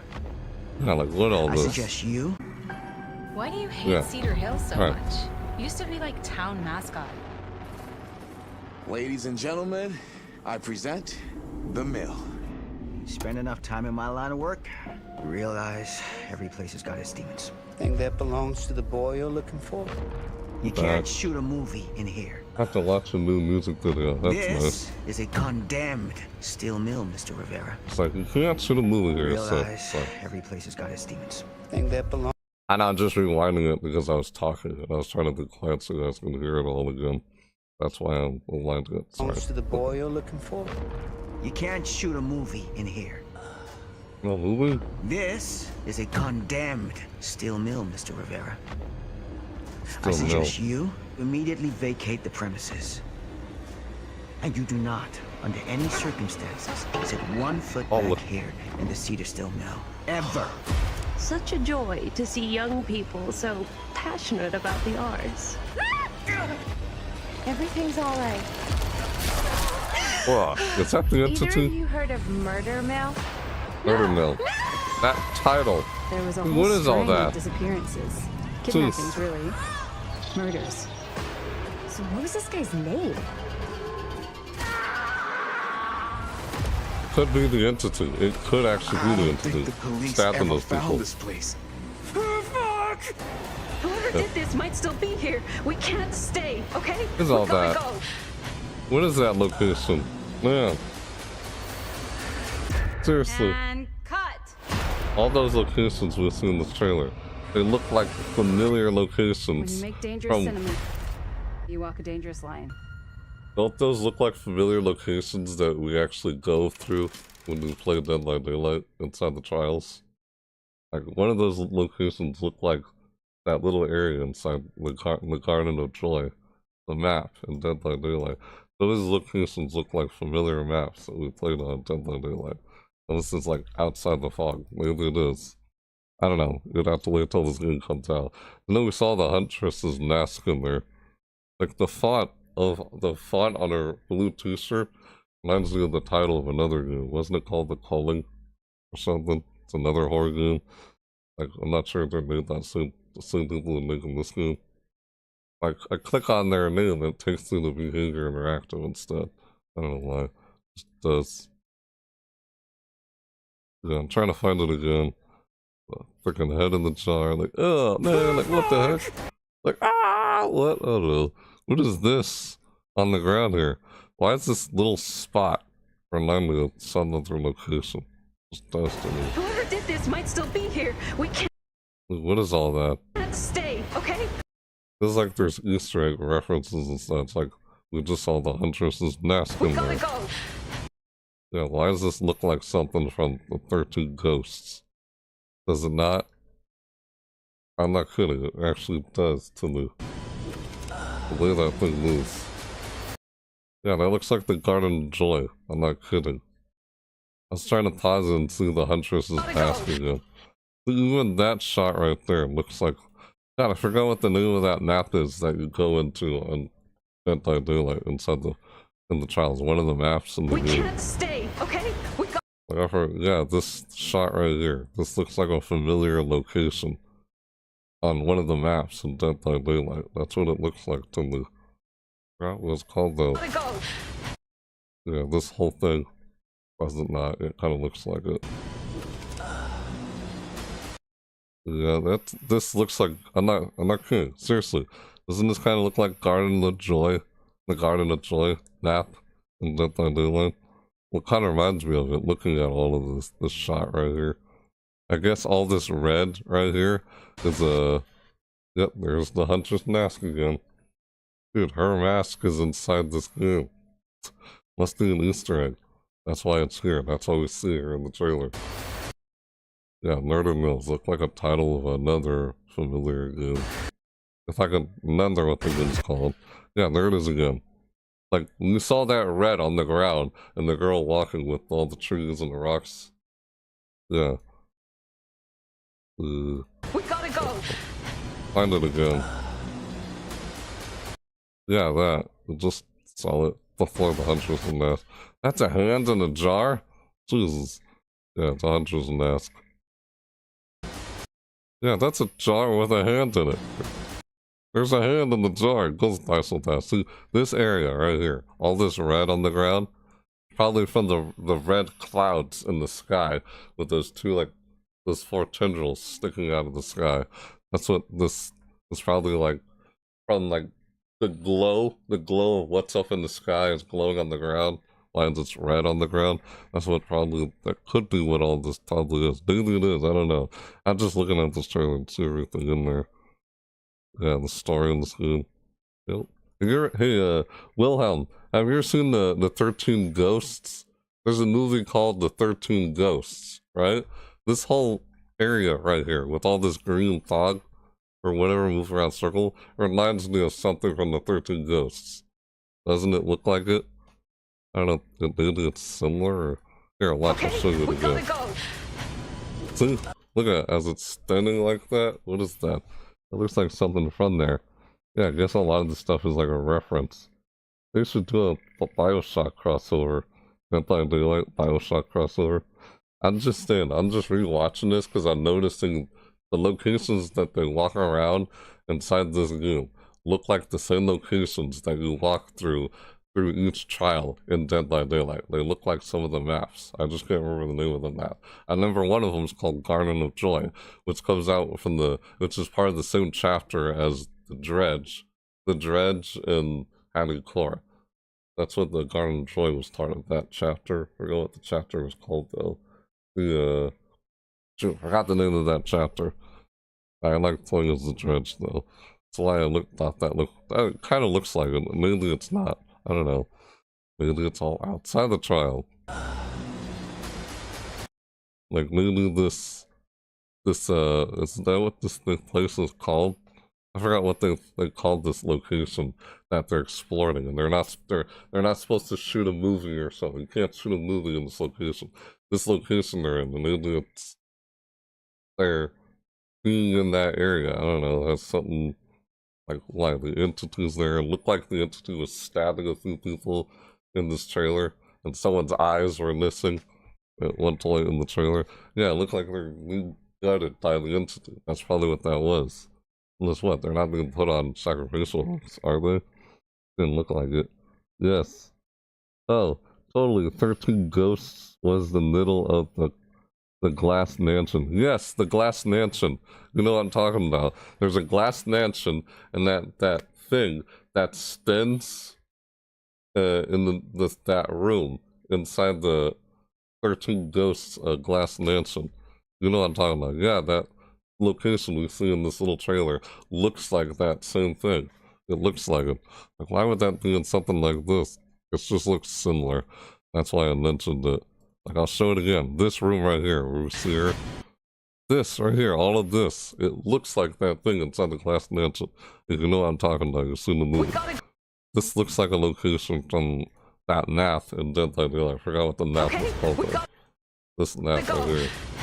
I know. This right here, because it's spinning like that, it looks like that thing in that room inside the glass mansion. 13 Ghosts. Yeah, doesn't it look like it? I guess all the green is like, what, ghosts? No. You think it's not? Why would the 13 Ghosts be associated with this game? No, but that looks like something from it. Yeah, I don't know. Maybe it's not, but maybe it's just a coincidence and it kind of looks like it. The person's laying on the ground. This is from a camera. We're viewing through a camera right now. That's what this shot looks like. Yeah, there's a hand in the jar, and that looks like Garden of Joy. That area with the red glow on the ground. Yeah, there's a hand in the jar. What's up with Frank Stone putting hands and heads in jars? This area reminds me of the Garden of Joy. This is glow on the ground. Could be what's in the sky. And they're with the tundrils. They're just walking around. Who knows? Maybe these characters will end up as survivors in a future chapter in Dead by Daylight, or Frank Stone will be a killer. Maybe. Yeah, there's the Huntress Nest again. Don't know how many times I'm gonna show that. He got cut. Murder nil. Whose face is this? I don't know. Yeah, this thing. The glow on the ground. That glow on the ground that we saw few frames ago. It was probably this in the sky. That's what that probably is. All the trees. Yeah, it looks like this. Looks like that same area where This is just a different shot from that, so it's not the tendrils or whatever in the sky here. This could be the entity in the sky. Maybe it is. Looks like it. These tendrils, they've been stabbing people inside this trailer with those things. And cut! Yeah. There's Saul in there. Frank Stone, Castle Frank Stone. I know, I am just re-looking at this thing again. But yeah, I am just re-looking at this whole thing again. Yeah, I didn't need to like look at it for this long. I want to find that again. Cedar Hill's not exactly a noted hotbed of Supermassive cubes. Didn't they make it? I can't find that good. Let's see if I can like. Yeah, I don't know what the heck I applied.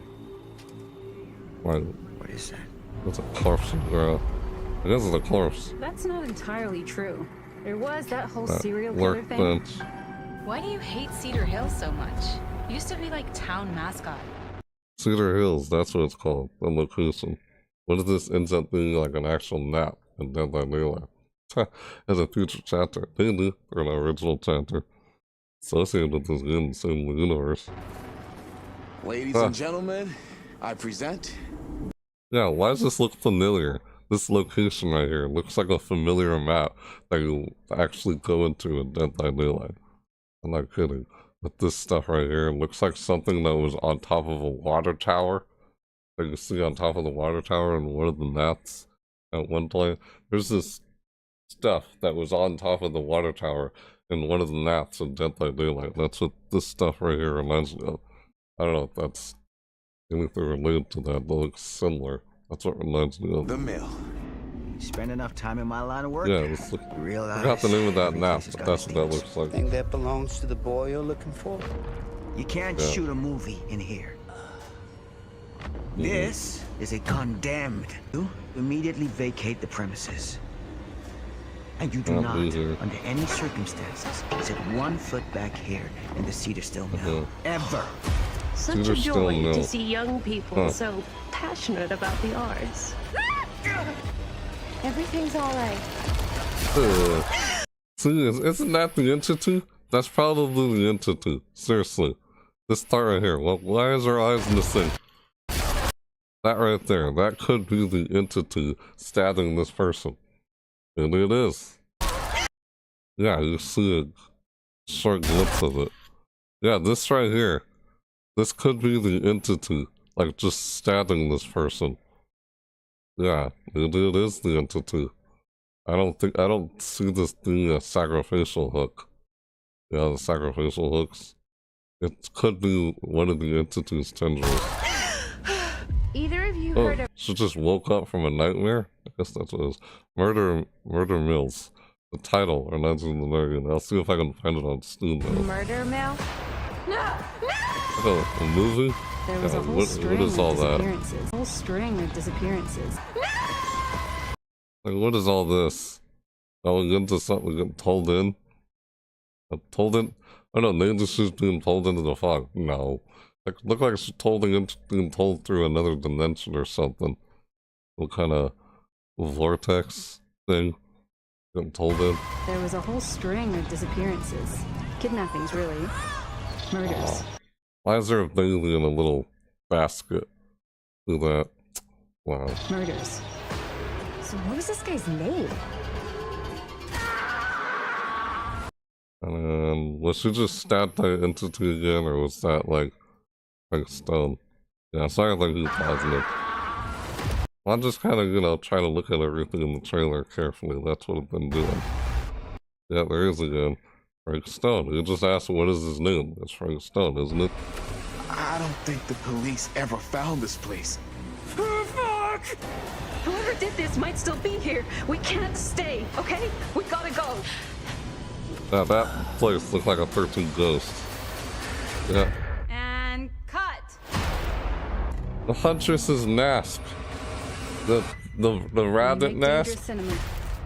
Seriously. That was the Huntress's mask. It had to be. Like, what is the Huntress has some connection to what's it? What? Dude, I seriously think his name already. It's in the title. Frank Stone, yeah, Frank Stone. Is Frank Stone and like the why is the Thunder Mask from the Huntress in here? That's weird. Why is this? Is there any connection between Frank Stone and the Huntress? I don't know. We'll have to play this game when it comes out. I know. I just kept looking at the trailer. I just wanted to look at it again after seeing the anniversary. But yeah. So, and like I said earlier, after the anniversary like ended, after watching it, reacting to it, I was gonna try and go live on Twitch. I'll try to do it as much as I can throughout these last couple of weeks before leading up to the anniversary of that Twist and Masquerade, which I'll cover a video on that, you know, overview, do an overview on the Indian event, then go in depth again on it. Yeah, I'll do that, of course, when that day comes. I'll try to, you know, the Twitch chats. Yeah, I'll try to go live again on for Dead by Daylight for Twitch chats. I'll see if I can do that. I don't know if I'll do it later today. As I said, it's going to do after this video. Maybe. I don't know. We'll see. But maybe I'll do it this upcoming Thursday. We'll see when I do that, if I go live on Twitch or not. But hopefully sometime, if I don't this week, then then again, I probably won't be able to this weekend. Because I have something else going on this weekend, actually. Yeah, with another game. Yeah, I'll be doing live video on. Yeah. Let's see if I find that. What's that game called? Look. Is it called The Calling? No. I forgot what that game was called. No, The Calling is not what it's called. There's like a horror game. I forgot what it's called. Is it made by the same people who making the cast of Frank Stone? You guys know what game I'm talking about. I just can't remember the name of it. Shoot, it's like the same kind of game that this game is. I can't find similar games to this. That's what I'm trying to look up. Rich. I don't know. Weird. It's like one of those narrative games, like Life is Strange. Kinda. Life is Strange game. Because it's similar to this casting of Frank Stone game. Yep. So, yeah, I guess I just want to relook at that again. Yep, I was looking at all of it again. After we just finished watching the 8-year anniversary podcast. That's what I was reacting to. But I don't know, I didn't expect to look at the trailer for the casting of Frank Stone for that long, but I guess I ended up doing that. Yeah, it did. Why did I look at it for that long? I just wanted to re-look at it again. Because I noticed some things in the trailer, like the Huntress's mask. I was like, whoa, the Huntress's mask isn't there. I want to come back and re-look at it and see some things inside the trailer. Like those locations that they're walking around said it's part of a mill. But that mill, it's not the same, I guess it's not the same location. Did I already forget what the location was called? Something Mill. You know, he has a t-shirt called Murder Mill. Why is it called Murder Mill? I forgot what the name of the location. But something Mill. Yeah, I already forgot what it's called now. It's like, what the heck? Weird. But yeah. I don't know. Can't find the name of the game. I don't know, just this game that kind of, like, wasn't made by the same people. It won't let me view. Like, I click on where it says, yeah, you know, right here, you know, where it says, like, Supermassive Games. I click on this, but it takes me here to the behavior. I wish it wouldn't do that. Yeah, we saw this already, it just did. Of course, it just did. I don't need to see that again. How many times I gotta keep... yeah, I don't need to see it again. Yeah, like, how many times I gotta keep looking at that? And I just ended up looking at it. So, yeah, I'm gonna try and play a bit more. Then I'll be live over at Twitch. Yeah, throughout these couple of weeks leading up to the Masquerade event on June 14th. Or June 13th is when it starts. So, yeah, I'll see if I can try and do that when I go live on Twitch throughout these couple upcoming weeks for the whole. It's like, I don't know what they call it. Dang it, man. We'll come back to the website. The Dead by Daylight website. Oh, what? Oh, hey, what's this? Oh. Look, right here. In the corner. Huh. Oh, yeah, this is the broadcast right here. It's broadcasting now. Yeah, this is them live right here. Yeah, this is when they were live. Wait, are they still live? Is that what this is? Let's click on see. They're not live anymore, are they? Nope. They're not live anymore. See, this is the stream starting. Nope. Hold on. Excuse me. No. I know, the webcam is kind of cut off. I can't really see that. No, I was just curious. Why would they do live? That's over. I don't know why I clicked on that. They're not live anymore when I say it. Because it says in the corner there. Yeah, you look in the corner of the whole thing. I guess I'll show here. See in the corner here, it shows it. It says like, oh, they're still live. It says they're live right there. Ah, well, why? Yeah. Like, I would jump on the PTV in Dead by Daylight right now and check it out, but yeah, if I go live and try and do that on Twitch after I end this live video, when am I going to do that? Yeah, well, that's the thing. I meant to do it after this anniversary, 8th anniversary, that I just reacted to live after it just ended. Wasn't expecting to go on there like that. Yeah, I always kind of end up doing this when I start vlogging and talking about things, and just guess I wanted to see the casting of Frank Stone again in the trailer because I saw some things in there. Yeah, so like I already said, I'll try and see if I can go live on Twitch for some Dead by Daylight and the Twitch drops and such that are going on. I want to come back to the website here. And we can move I can move the webcam back over here. Yeah, I want to come back to this website over here. This is the website thread. Yeah, we saw that inside the... Like, why is it showed right here? Live. Like, are they... Why the hell are they live? They're not live anymore. Yeah, see, we saw the roadmap. If I could look at the roadmap again, it would be nice. Let's see what they have. They said 1 survivor chapter, 1 killer chapter. Or, why is it saying this over here? We refreshed the page. Yeah, I'm about to end this though, because, well, I know. I guess I kind of like, yeah, not like end it right now, but yeah, well, yeah, this is everything we saw. This right here, I have to look more into that. Join the Insight program. I already scanned the QR code for that. Yeah, and there's blood points. We get blood points for the anniversary or something. They said. If you scan the QR code, you get blood points. That's part if you subscribed. Yeah, make sure you go in here and sign up like with an account and get the What the Fog game that we saw inside this anniversary. Yeah, this is a pretty neat. I liked this anniversary. Dead by Daylight's 8th anniversary. What do you guys think of it? Yeah, what did you guys think of the anniversary? Watch the replay. I already saw it. Don't even watch it. So here, subscribe to the newsletter and get 250k blood points. May 7th to May 16th. Yeah. No, we got like 2 days left before this. I think I've already done it. Yeah, I've already done this. Sure, yeah. Hang on. Let me... I don't mind doing this stuff. Let me just click that and look here. Hit sign up. Why am I so concerned? I mean, what the heck am I trying to hide it for anyway?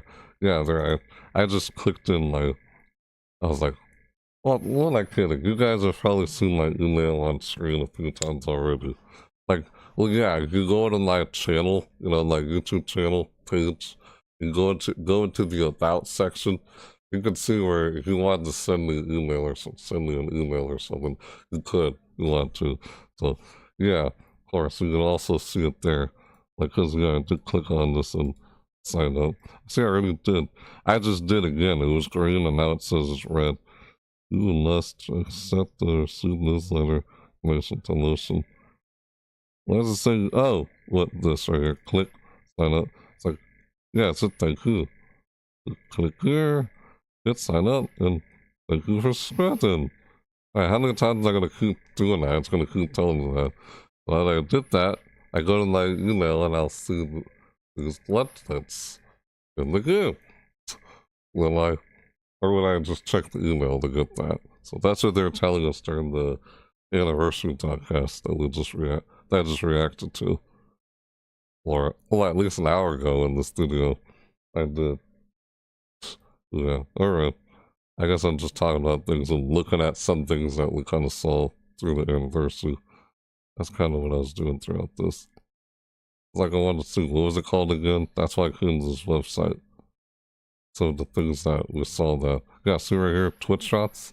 Yeah, I'll go live on Twitch and see if I can get these and such for the drops. And Dead by Daylight. During the, I forgot what it's called. Really? The thing that leads up to the Masquerade, the anniversary of that. Yeah, we're giving away exclusive alerts to everyone. Watch on Twitch. Link your Rehuger account. Yeah, your Rehuger account. That's how you get the What the Fog game. It's called What the Fog. Why? Weird how it's called that. Your account, which is free. That's what they said. If you have an account. I already have an account, so I just have to claim it. Your account and watch any stream. The Dead by Daylight directory to earn today's drops the limit time. So I'll try and do that. I'll try and see if I can get those drops. No, it's just like go live again, like today over at Twitch to see if I can drops. Dude, I will. I'm not sure because I thought there was something else I'm gonna be trying to work on. But like a video I was trying to get uploaded. But yeah, like I said I was gonna try to get uploaded this week. But yeah, live Q&A. So we saw everything there. That was neat. Yeah, it's pretty cool, the chapter in there. That they got Dungeons & Dragons, and now they got Castlevania coming. Seriously. They showed it when we reacted to this already. Well, let's see under News and Media Gallery. Really, that's where I could probably find what I'm looking for. I just want to check and see. Can we? Yeah, there he is. See, look at that. Dead by Daylight brings Dungeons & Dragons. There it is. To the table. Like a tabletop game? Yeah, that's what D&D is. Okay, here it is. What's that? Jump Aftermath. Forgotten Myth. Oh yeah, that's the Huntress. This is real quick. Yeah, this here. This is what we saw. Yeah, we saw this during the anniversary. Wow, look at that. I'll try and look at that later. Yeah, maybe I'll look at this later and read it later. I just wanted to look at it real quick, get a glimpse of it. Here's the article. There's stuff leading, yeah. Huh. Yeah, I'll probably look at this again and do an overview on it. Yep, this is all the stuff for the event. Yeah, here it is. See, week 1, week 2, week 3. Yeah, I'll be trying to play Dead by Daylight over when I go live on Twitch. Before the Masquerade, that's what it's called. Yeah, I was wondering what this was called. On week 2, week 1, I'll be trying to check out, do all this stuff here on week 1, week 2, week 3. So if I go live on Twitch during week 1, which is right now, see if I can get any of this stuff and such. Yeah, see if we can. Before the Masquerade, May 14th to 20th. This is going on right now, start today. Yeah, daily logins. Login for? So get these we can log in daily. Or I might just jump in the game like after in this video. If I don't go live today for this, but who knows, we'll see. Hopefully I can this week. If I don't, maybe I'll try to go live on Thursday, you know? And on Twitch for this. And play Dead by Daylight over Twitch for this, for Twitch shots. I do go live this Thursday for the Twitch shots. Yeah. This is part of week 1, yeah. The first week, which is boost nets, yeah. I'll probably relook, okay. Yeah, I'm gonna relook at this article, this page that I'm looking at right now. I'll relook at this, yeah. When when I go live over at Twitch, or the Twitch shots, yeah, I'll relook at this again. Or yeah, I'll try and see if I can either go live, like if I don't go live later today after I end this live video that I'm doing right now, like I'll probably try and do it on Thursday. Yeah, if not Thursday, then yeah, hopefully I can try it this week. We'll see what happens. Yeah, I probably will try to. Dang it, man. I'm trying to figure out when I'll go if I don't do it this week. Gotta do it this week. It's the first week. Yeah, shoot, man. Man. I guess I'll have to try and get that upload on Friday. Unless I go live on Friday. Yeah, I'm trying to figure out which day this week I'll try to, because I'm looking at like what I'm currently trying to do, stuff I'm trying to get done and uploaded. Things like that. Or there's some other videos I'm trying to do this week also. This anniversary, this live reaction video is one of them. Yeah, I'm just vlogging right now and looking at all the stuff we saw during it. It's all part of Before the Masquerade. Starts now and ends June 13th, which is when the Masquerade starts. Here's everything you need to know. So I'll be checking out all this when I'm live over at Twitch, and yeah, I'll re-look at this article and read it. I'll read up on this article, this Dead by Daylight 8th anniversary article for Before the Masquerade 2024. I'll look into this. Yep, when I go live on Twitch. I don't know. Hopefully I'll do that later today. If I don't do it later today, then I think it'll hopefully happen this Friday if it doesn't happen on Thursday. So yeah, I'm just letting you guys know. Not sure when, like, you want to keep that in there when I go live on Twitch. Yeah, you guys can find me over there. Yeah. Which, I mean, if you're not already following me on Twitch, you can find my Twitch channel inside the description down below with the rest of my social media. So, yeah, if you want to know when I go live again. If I don't go live later today over at Twitch. Yeah, what the heck? I didn't expect to still be going in this video. Talking about all this stuff here. But I guess I just ended up doing this because I just wanted to look at a bit of the stuff that we just saw in this in Dead by Daylight's 8th anniversary broadcast. That's their live broadcast show that we just saw. That's the whole point of this whole video, and I guess I just tried to look at a little bit of the stuff that we saw in there. So yeah, can't wait to see the Dungeons & Dragons chapter with Vecna. Yeah, I know a lot of people probably wanted Vecna from Stranger Things to be in there, but yeah, we still got Vecna. Even though it's not the Stranger Things version of Vecna. Yeah, there's two different versions of the same character. There's Vecna from Stranger Things, and there's Vecna from Dungeons & Dragons. Supposedly the same character, but it's two versions of the same character, because Dungeons & Dragons is featured within Stranger Things, right? That's why some people think, oh, maybe Vecna, as he appears in Stranger Things, they still appear in Dead by Daylight, maybe at some point, if they do more Stranger Things content in the near future. Who knows, maybe one of the upcoming chapters now. I don't know, why would he, because they already got Vecna from Dungeons & Dragons in here already. Would it be a skin? A legendary skin for Vecna and for D&D Vecna? Would Stranger Things Vecna be a legendary skin or something? Or would he be his own character? I don't know. Let's wait and see how would they go about doing that? That's what I'd like to know. Guess we'll have to wait and see for this. I was trying to check on the actual Dead by Daylight website if I could look at the roadmap. The roadmap? For the 9-year roadmap? I was trying to see if I could pull it up and look at it here. But I couldn't find it. Where is it? Why couldn't I find it? Yeah, that's why I came to the website to see if I can find it. But yeah, like I already told you guys, I'll see if I go live on Twitch and play some Dead by Daylight during the Before the Masquerade 2024 event. Yeah, leading up to the actual Masquerade event on June 13th, the anniversary event. Yeah, see if I can check that out. Try and do that throughout this week. I'm not sure how many days throughout this week, but I'll probably, like I told you, maybe I'll do it Thursday or Friday. Or I'll still try and do it on Tuesday, week 2 and week 3. I'll re-look at that article again later on.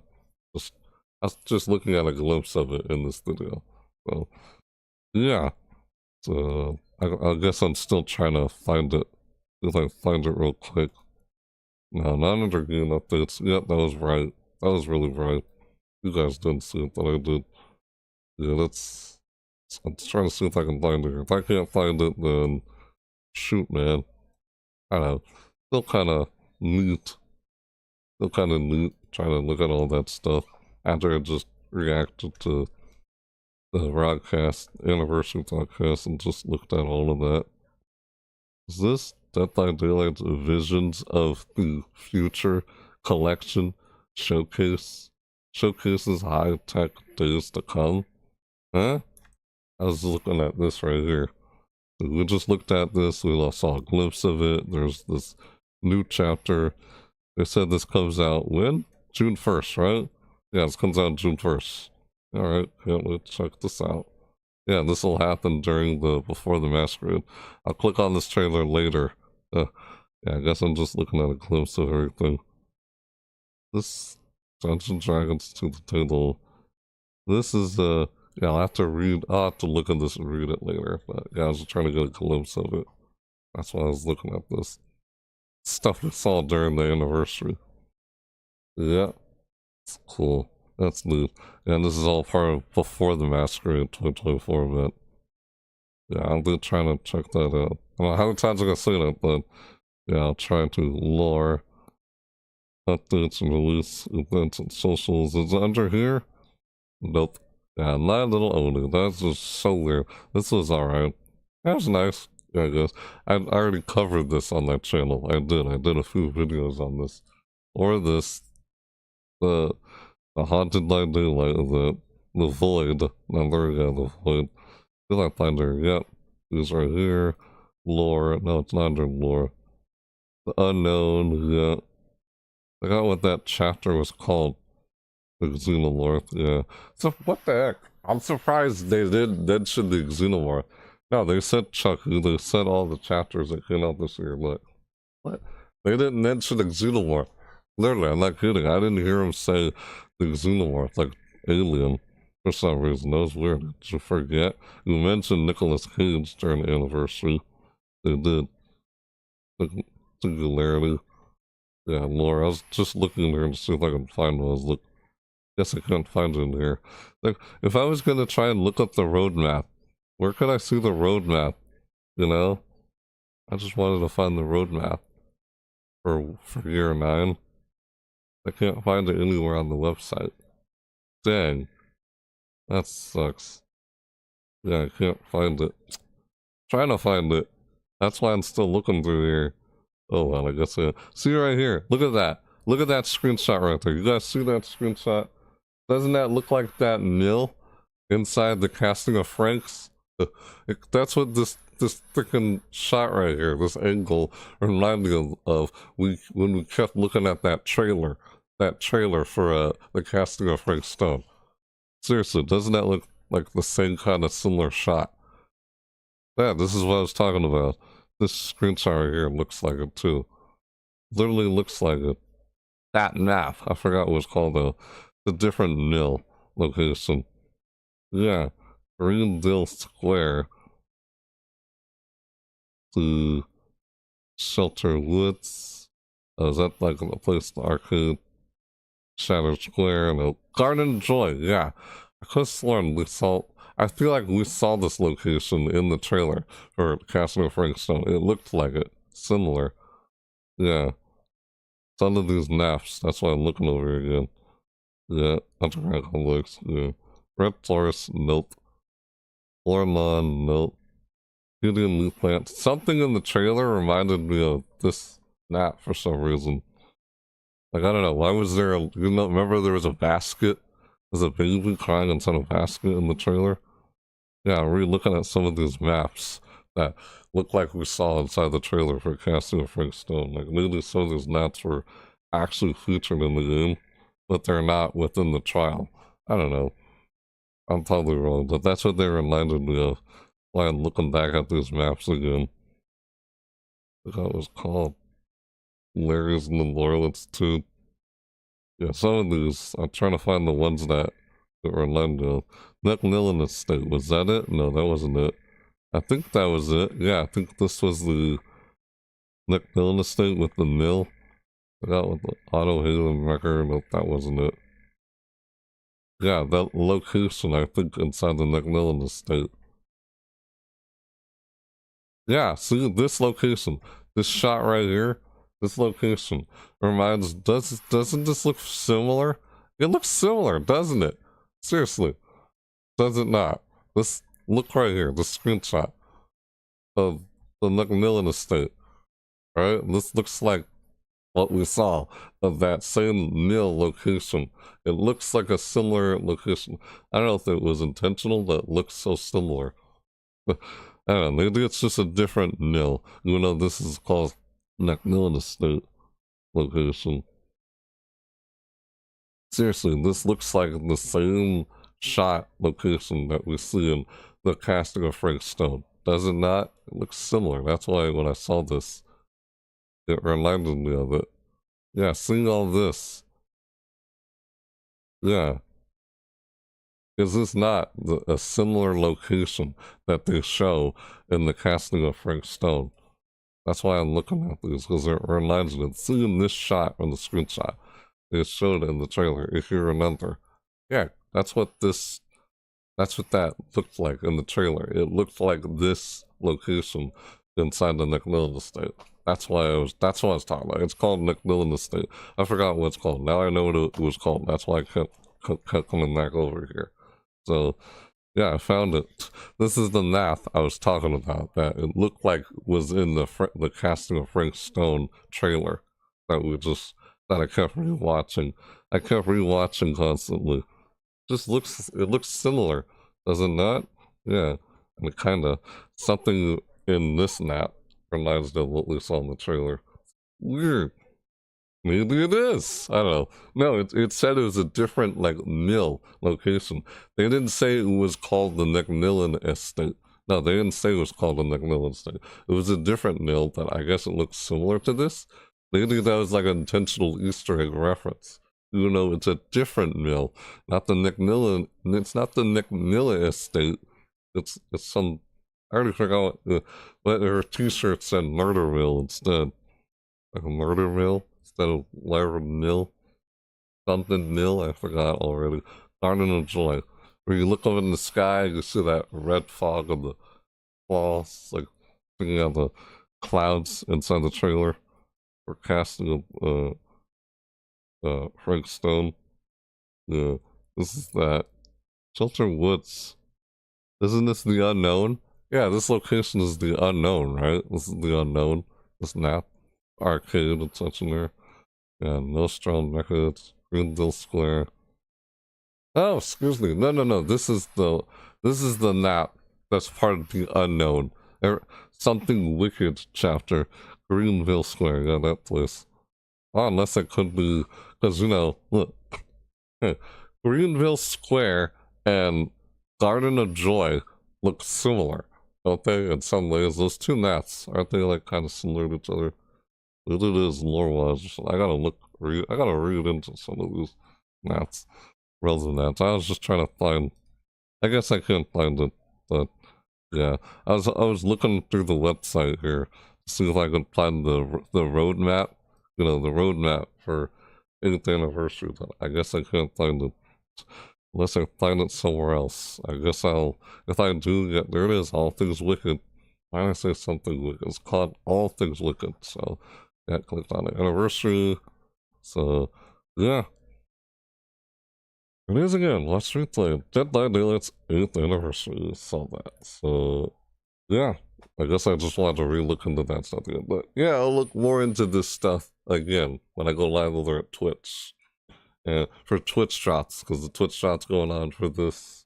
So, I'll see if I can try and do that. Hopefully I do it later today. If I don't do it later today, I'll try and see if I do it this either this Thursday or Friday, as I got something else going on the weekend.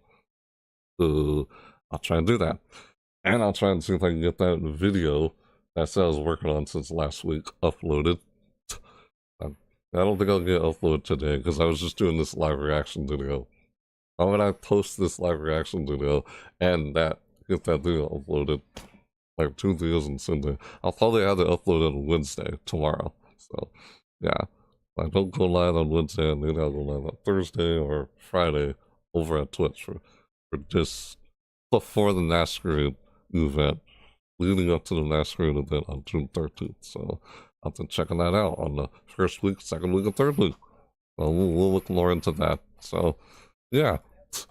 Yeah, I can't believe I still kept talking this whole time. Like, I guess, yeah, I don't know. I do this throughout my reaction to some of them. Yeah, this is just me, I guess, vlogging or talking about things from the video I reacted to and so. Yeah, this is just how I do my reaction videos. So to just do the reaction, then after you're done doing the reaction, you just kind of, I don't just end the video like shortly after. I don't always do that, but because sometimes I do when there's not a lot to say about what we saw. That's just how I do my reaction videos. Like, yeah, the first half of the video is just me reacting to the video. Second half is just me talking about stuff we saw. I guess it turned into a vlog. Kinda. Yeah, that kinda ends up happening when I do this. Like, shoot, man, like I didn't doing that. It's like I'm basically improvising and I kind of just end up saying it's a vlog, going with it. Because, yeah, I originally I didn't think I would still be going on throughout the video talking about what we saw through the anniversary of that event. Well, it's just the anniversary for the 8th anniversary of Dead by Daylight, their broadcast show that we just saw. Well, I didn't just see just now. We saw, like, well, an hour ago, and because it's already like 3 hours in this video. So I was looking at a bit of stuff that we saw during the video that I reacted to for the 8th anniversary. So yeah, it was fun checking out the anniversary. It was fun reacting to it in this live video. I did this live reaction video. Yeah, thanks for lurking in the chat, you guys. You've been here live with me. You're not seen this live and got this far into the video. Yeah, and if you did get this far into the video, whether you're seeing this live or not, well, see, yeah, thanks for being here. Really. I guess if you'd like to see more like this or in my other content that I do on my channel, you could subscribe. Totally up to you if you're new. Of course, if you those of you who are not new, thanks for being here. Really. Much appreciated. Nice seeing you stop by, Wilhelm, if you're still working. So, yeah. I don't know if I'll go live today over at Twitch, but like I already said, yeah, you want to see when I go live later, maybe later today, but I can't make any promises. I will try to this week. Either, I don't know, probably won't happen on Wednesday, because I'll probably try and get that video I keep mentioning upload this Wednesday. Maybe I'll have to get it uploaded on Thursday. We'll see. I have to try to improvise and see when I can get this done. But yeah, maybe I'll go live this Friday or this Thursday, for Twitch shots and Dead by Daylight's, anniversary and stuff. So Twitch shots going on. So I'll try to go live for that and check out more of before the Masquerade event, 2024 event, before the actual Masquerade begins. For week 1, week 2, week 3, I'll try to throughout this week. See if I can go live on Twitch for Dead by Daylight. So yeah, you want to catch me doing that, and you don't know, you haven't done it yet, you can find it in the description down below with the rest of my social media. I can try and let you guys know through Twitter or whatever. You know how that is. Yeah. So you can keep up there, not miss a thing. Yeah, of course. So I'll see you guys when I go live later on Twitch. There's a Twitch on stuff playing Dead by Daylight during these before the Masquerade. Because that's kind of what we saw in this 8th anniversary that I just reacted to. Yeah, I'll be checking that over at Twitch. I don't think I'll do a video over that here on YouTube. That's why I'm going to go live on Twitch for Twitch shots for it too. So I'll be doing that over at Twitch, not here on YouTube. I'll be doing the Masquerade, yeah, the Twisted Masquerade anniversary event over here on YouTube when it happens, you know. Like, I always do an overview on the event and go in depth again on it.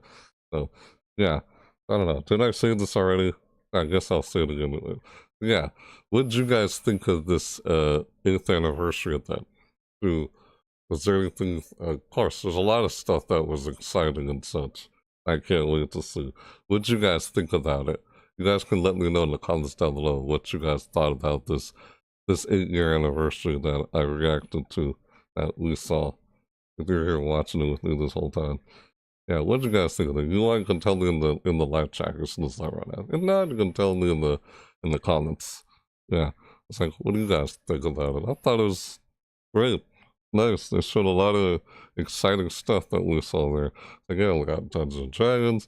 We got, now they're going to put Castlevania.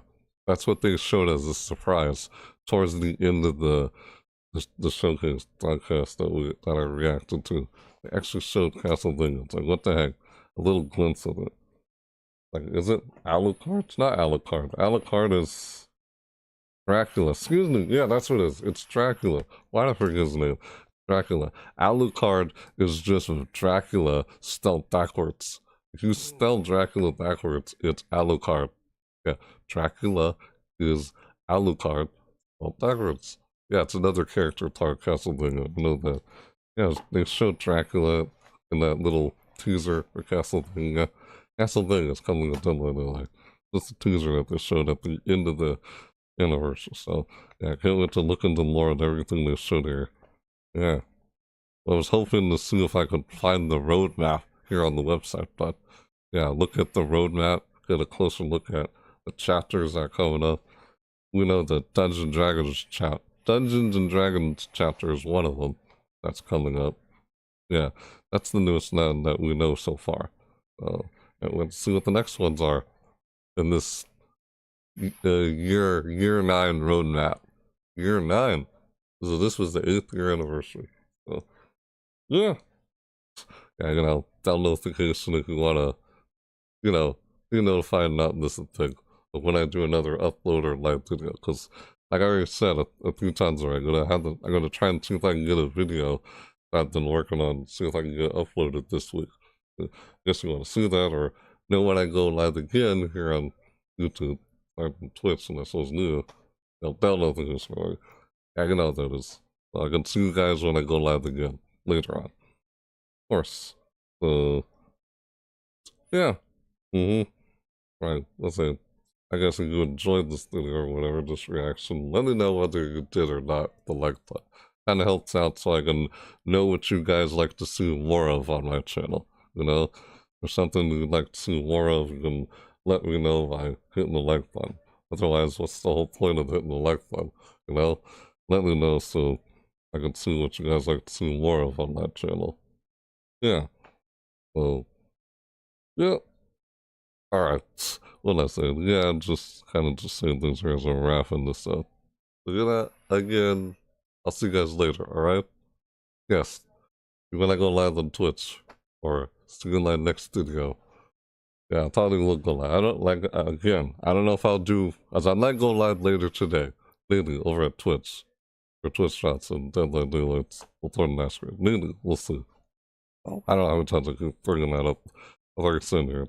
If not, and then it'll happen on, yeah, keep a lookout. Keep an eye and a lookout for that, because I might do it this Wednesday or Thursday or Friday, but if I don't do it Thursday, it'll happen on Friday for sure. So, yeah, until next time, yep, I'll see you guys later, alright? Yeah, this is fun. I liked this anniversary, this 8th anniversary podcast. Again, you guys can tell me what you guys thought about in the comments. So, yeah, I'd like to hear what you guys thought about. Like, yep, so yeah, till then, yep.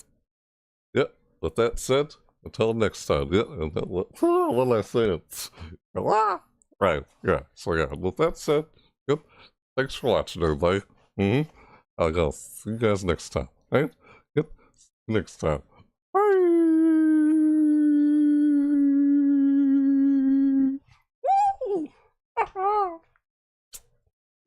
Oh yeah, like, yeah, later. I'm not doing. I don't know. Yeah, see you later, guys. Bye. I don't know if I will go live later, but we'll see. I can't make any promises. But yeah, something else I'm working on, so yeah. I'll see you guys later, right? Yep. Thanks for being here, guys, watching. Yeah, this was fun, reacting to this video. You can see in the chat. Right, I already saw that. I should have just said something else. But yeah, I'll see you guys later, right? Yes. Bye. Bye. Yeah.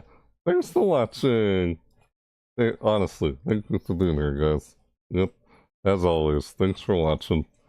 You can see all my other videos. Of course. Whether you're new or not. Thanks again. As always. Yep. Thanks for watching. Me doing this live reaction video on Dead by Daylight's 8th anniversary broadcast. It's fun. I enjoyed watching this. Yeah. It was great. Yeah, a lot of exciting stuff. Can't wait to see all the stuff that we're gonna see in this upcoming year of this. During excuse me, can't wait to see all the stuff we're gonna see in the why can't I say what I'm trying to say? The ninth year roadmap. Yeah, that's what I was trying to say. Yeah, I can't wait to see all this stuff in the 9th year roadmap.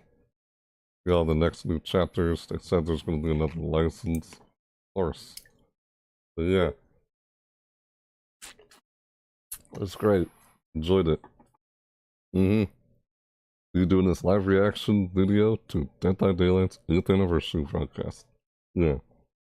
Catch you guys later, right? Yeah, when I go live for Twitch drops over at Twitch. Yeah, keep in touch for that. Hope to see you guys again later. Honestly, I don't know how many times I'm gonna say it again. Thank you for being here. I'm always appreciated. You guys lurking and being here and watching. Yeah. Thanks for watching. Honestly, yeah, thanks for watching. See y'all later. Yep. See you next time. Yep. Bye. Bye. Bye. Bye-bye.